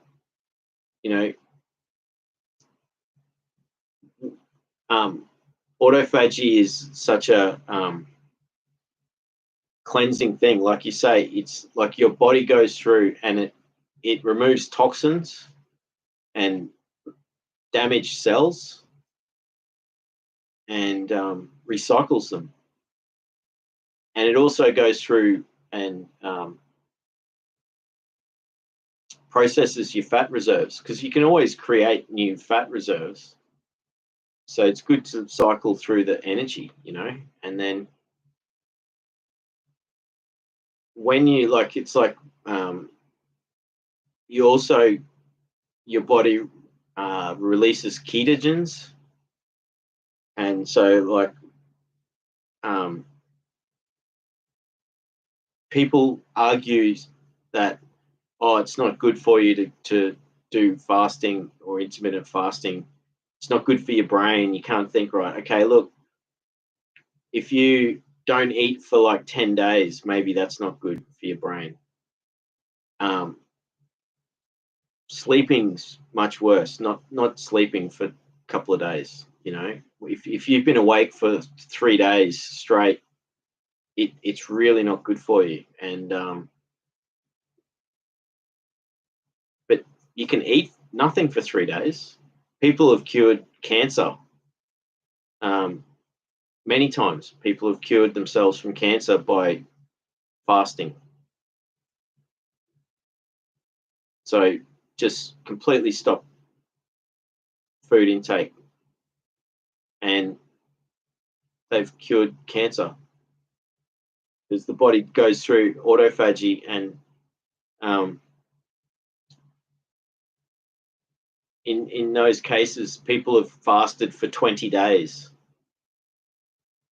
So, I've got plenty of body fat, so I could probably not eat for a month. So 4 days is the longest I've gone, and I used to actually fast like that. Not that often, but 4 days is the longest I've gone. Yes, you can have coffee and tea, but Must be black, no milk. Exactly. And I prefer drink espresso. So that's how I used to do the intermittent fasting and have coffee in the morning, and then because it would be like espresso type coffee, no sugar, no milk. I'd be in ketosis, and it's just similar state to as autophagy. But yeah, I think it's like you said, 18 hours, like it takes before you go into it. Cage Pastor says, good night, tribe. And Conan says, I'm green. Conan says, good night to Cage Pastor. See you next time. We've got someone new here. I'm not sure if I've seen you in the chat before. Intrinsic Truths. Good to see you here. And Intrinsic says, in order for your body to do that, you have a cup of coffee within that time. Sorry. Do you know if you have a cup of coffee in that time, if it would still go into that mode where your body is getting rid of toxins and damaged cells? Good question.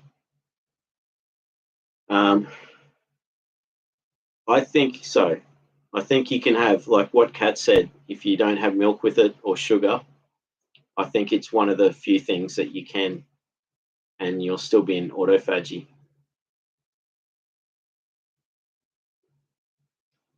And that's the Conan also says, yeah, good question. I drink way too much coffee. Intrinsic says, it's beautiful the way our bodies can do that. Totally. Kat says, we're sold the idea that we must eat 3 meals a day and 3 snacks for health, but it's simply not true. Corporations say this to make more money, in my opinion. I totally agree with you, Kat. I totally agree with you. Edward Bernays, the guy who coined the word propaganda, he famously created the eggs and bacon for breakfast.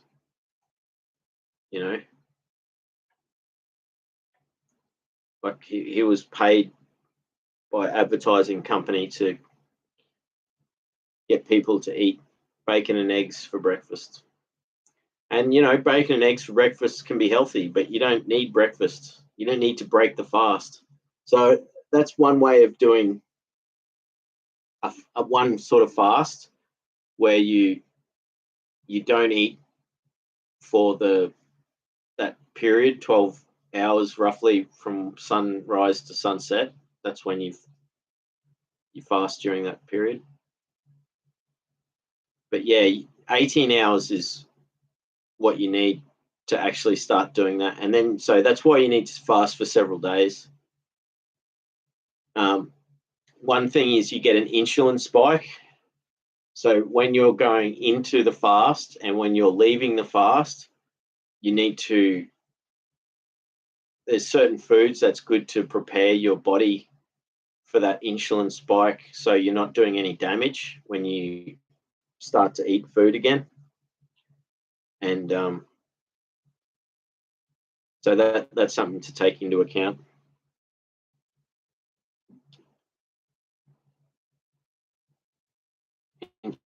Intrinsic says, well, eating less often can definitely slow the metabolism, which you don't want either. Yeah.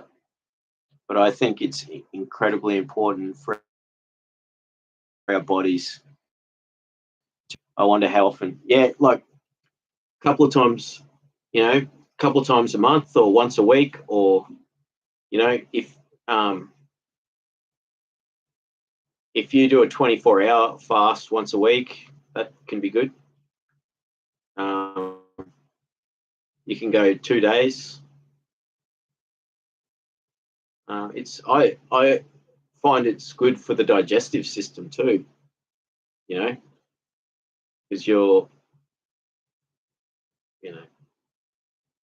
again, you're not overloading your body with stuff, It's like what Kat says. I think it's, we're sold this lie that you've got to keep eating, and if you don't eat, there's something wrong.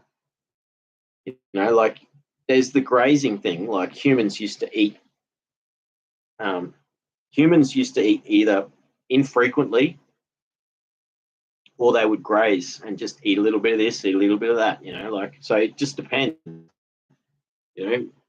If we were in the forest and there was like fruit growing on the trees, you'd eat fruit, but they'd do the same thing. And that's what you observe with primates, is they might not eat for 2 days, and they come across a tree that's full of fruit, and they'll just sit there and just eat until they can't eat anymore, and then they don't eat again until they find another tree.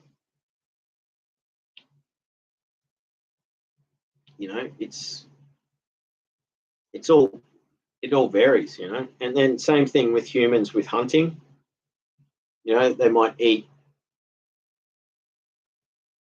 only when they catch something, so Kat says, I love eggs and bacon, but every day is excessive. Lol. I can't imagine it being healthy. Yeah, it's true. Eggs are really good, boiled or fried in butter. Butter's good for you. Saturated fats. They told us it's seed oils that are bad for you. And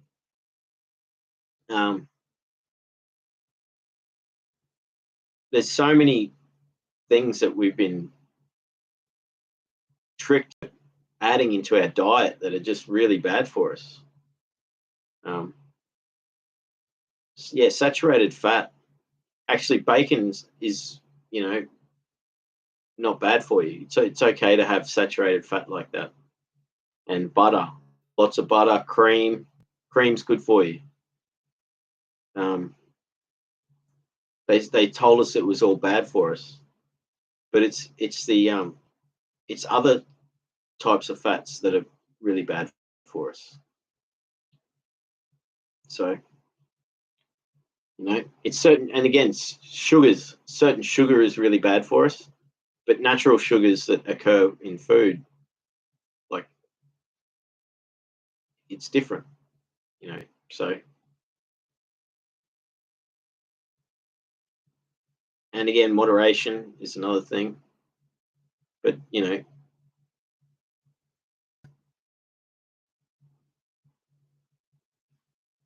cool. Intrinsic says it's like once a month you're supposed to do the 18-hour thing. Yeah, totally. Or is it like once a month? I think once a week even, it's good to do. So once a week is, and for many years, I think 5 years, I did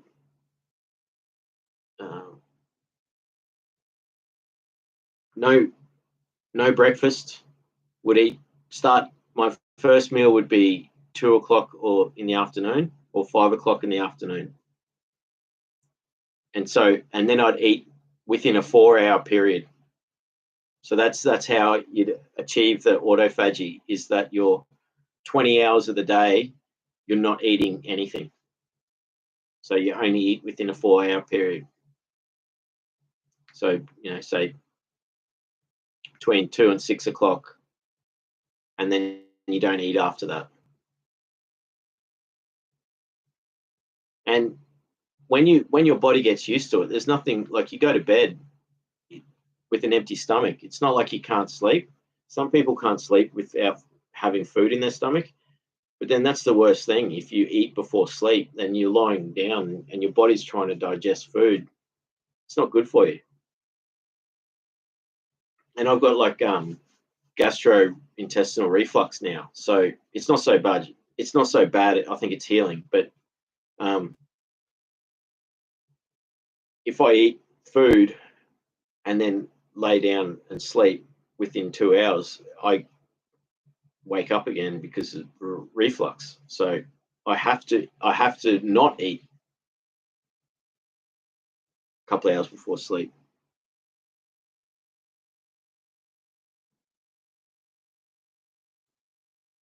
Yeah, Kat says this is true. With fasting, you must eat your recommended daily calorie intake during your eating window. There you go. So that's it.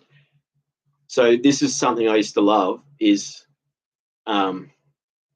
when you do that 1 meal per day, intermittent fasting, you can eat like massive meals of like whatever whatever food you like. It can be like lots of cheese, lots of rich, you know, it can be quite high in calories, and you know, it's fine. It's not going to affect you. But if you are eating like lots of meals through the day and then you have this high calorie meal, it will cause you to put weight on and things like that because your body can't digest it properly. But yeah, you can basically eat as much as you want and whatever type of food, rich sort of food, and it's okay because your body's it takes as what it needs, and then you're not going to be putting weight on. Whereas I used to put weight on a lot easy just because I was eating too often.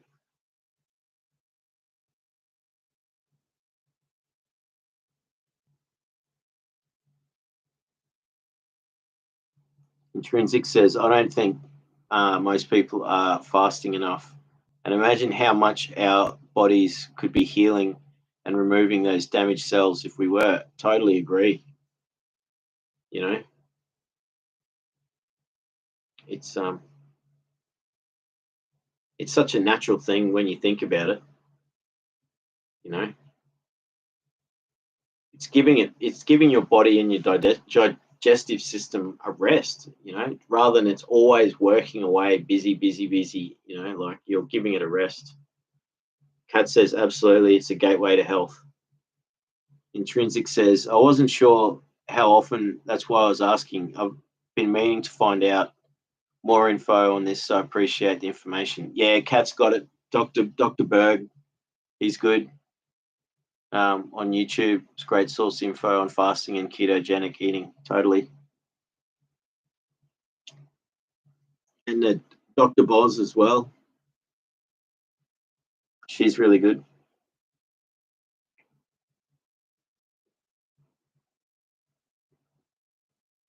But Dr. Berg's really good. Lots of detailed information.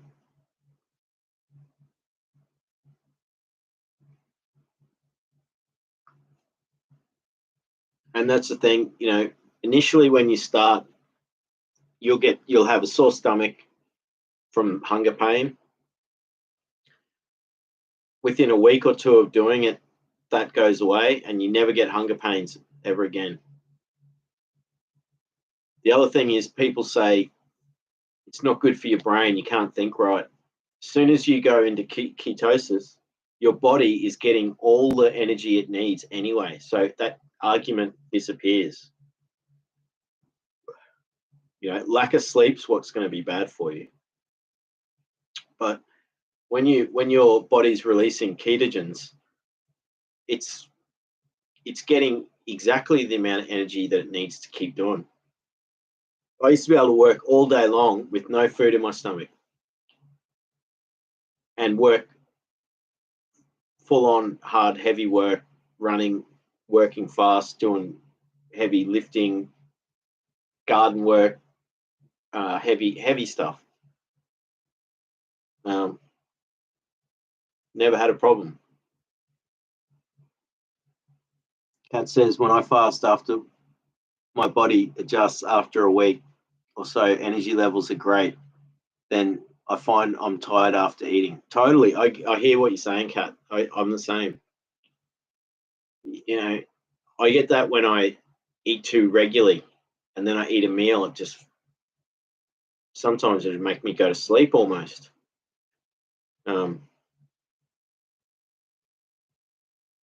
But like what you're saying, the energy levels, when your body's used to it, your energy levels are just like, it's like firing, isn't it? Like, it's like you've just had a cup of coffee and you're full of energy, but it's just your body naturally processing the energy.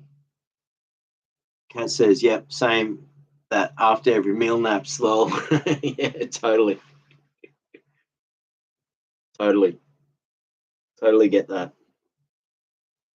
You just like, yeah, you get that super heavy sinking feeling, and then you just got to go lie down and you fall asleep into a deep sleep for like half an hour, and you like wake up and you're like, wow, that food just knocked me around.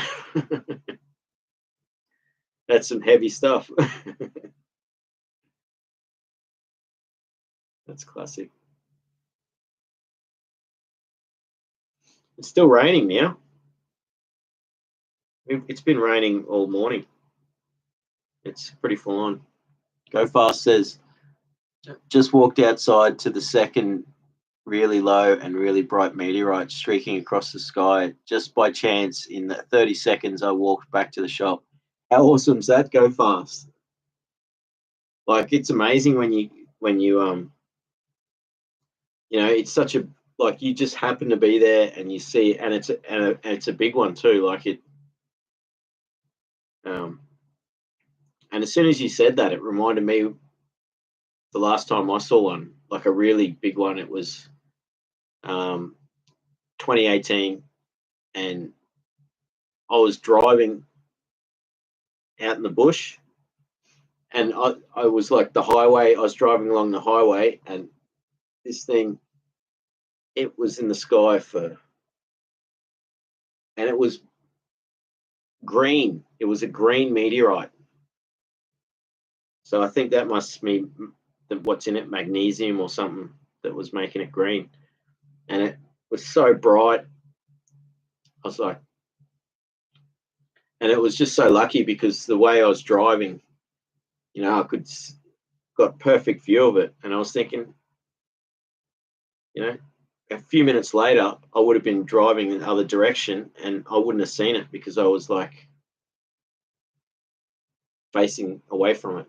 So I was like, oh, I'm so lucky.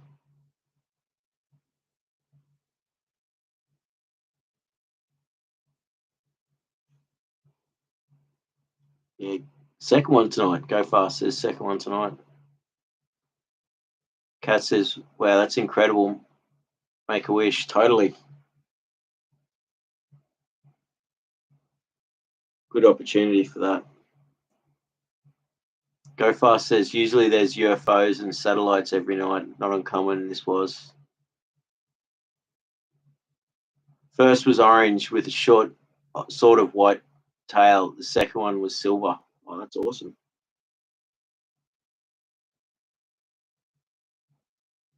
That's pretty cool. So you live on out of town, or you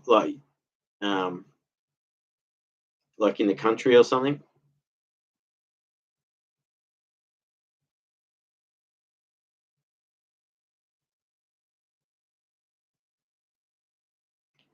Just trying to think.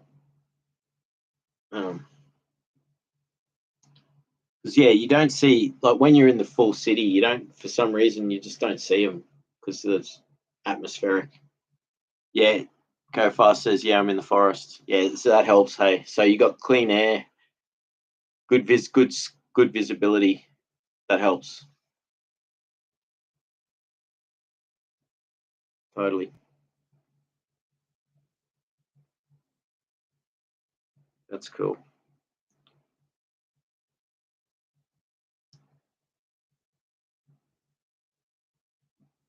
Must be this time of year, like working on motorcycles in cold weather. Does it get too cold where you can't, or you got a heater? You got a wood heater in the shop, or you know, that's one of the things with America. Like, it gets so cold that um, certain times of year it sort of changes what you can do. Well, we're at 4 hours 22 minutes.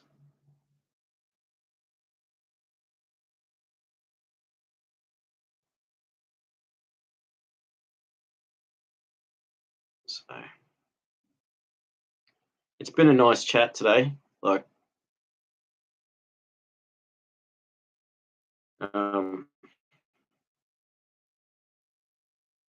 oh, you're in SoCal, Orange County. That's it. 90210 classic. Even that's the postcode. All that stuff goes on just a couple of miles down my road. I'm in Hoopla.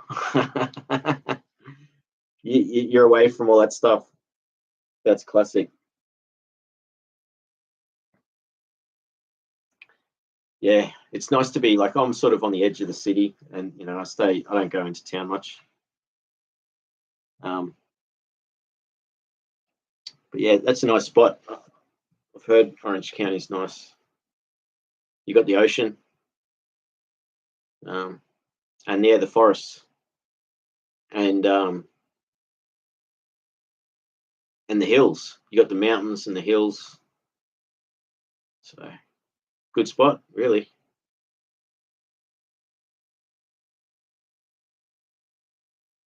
Well, it's been 4 hours, 20 minutes, so 24 minutes now. It's probably a good opportunity to end the chat now. Like to say thanks to everyone for being here and contributing to the chat. Like, whoever's here now, good night, and maybe gives everyone a chance to say good night to each other. Catch up next time. And like, you're all awesome people. Thanks for all your input. Like Kat, Intrinsic, Go Fast, Cage Pastor was here. She's gone before. Conan, thank you for all your contributing and your input in that. So we had a nice conversation that sort of went all over the place, and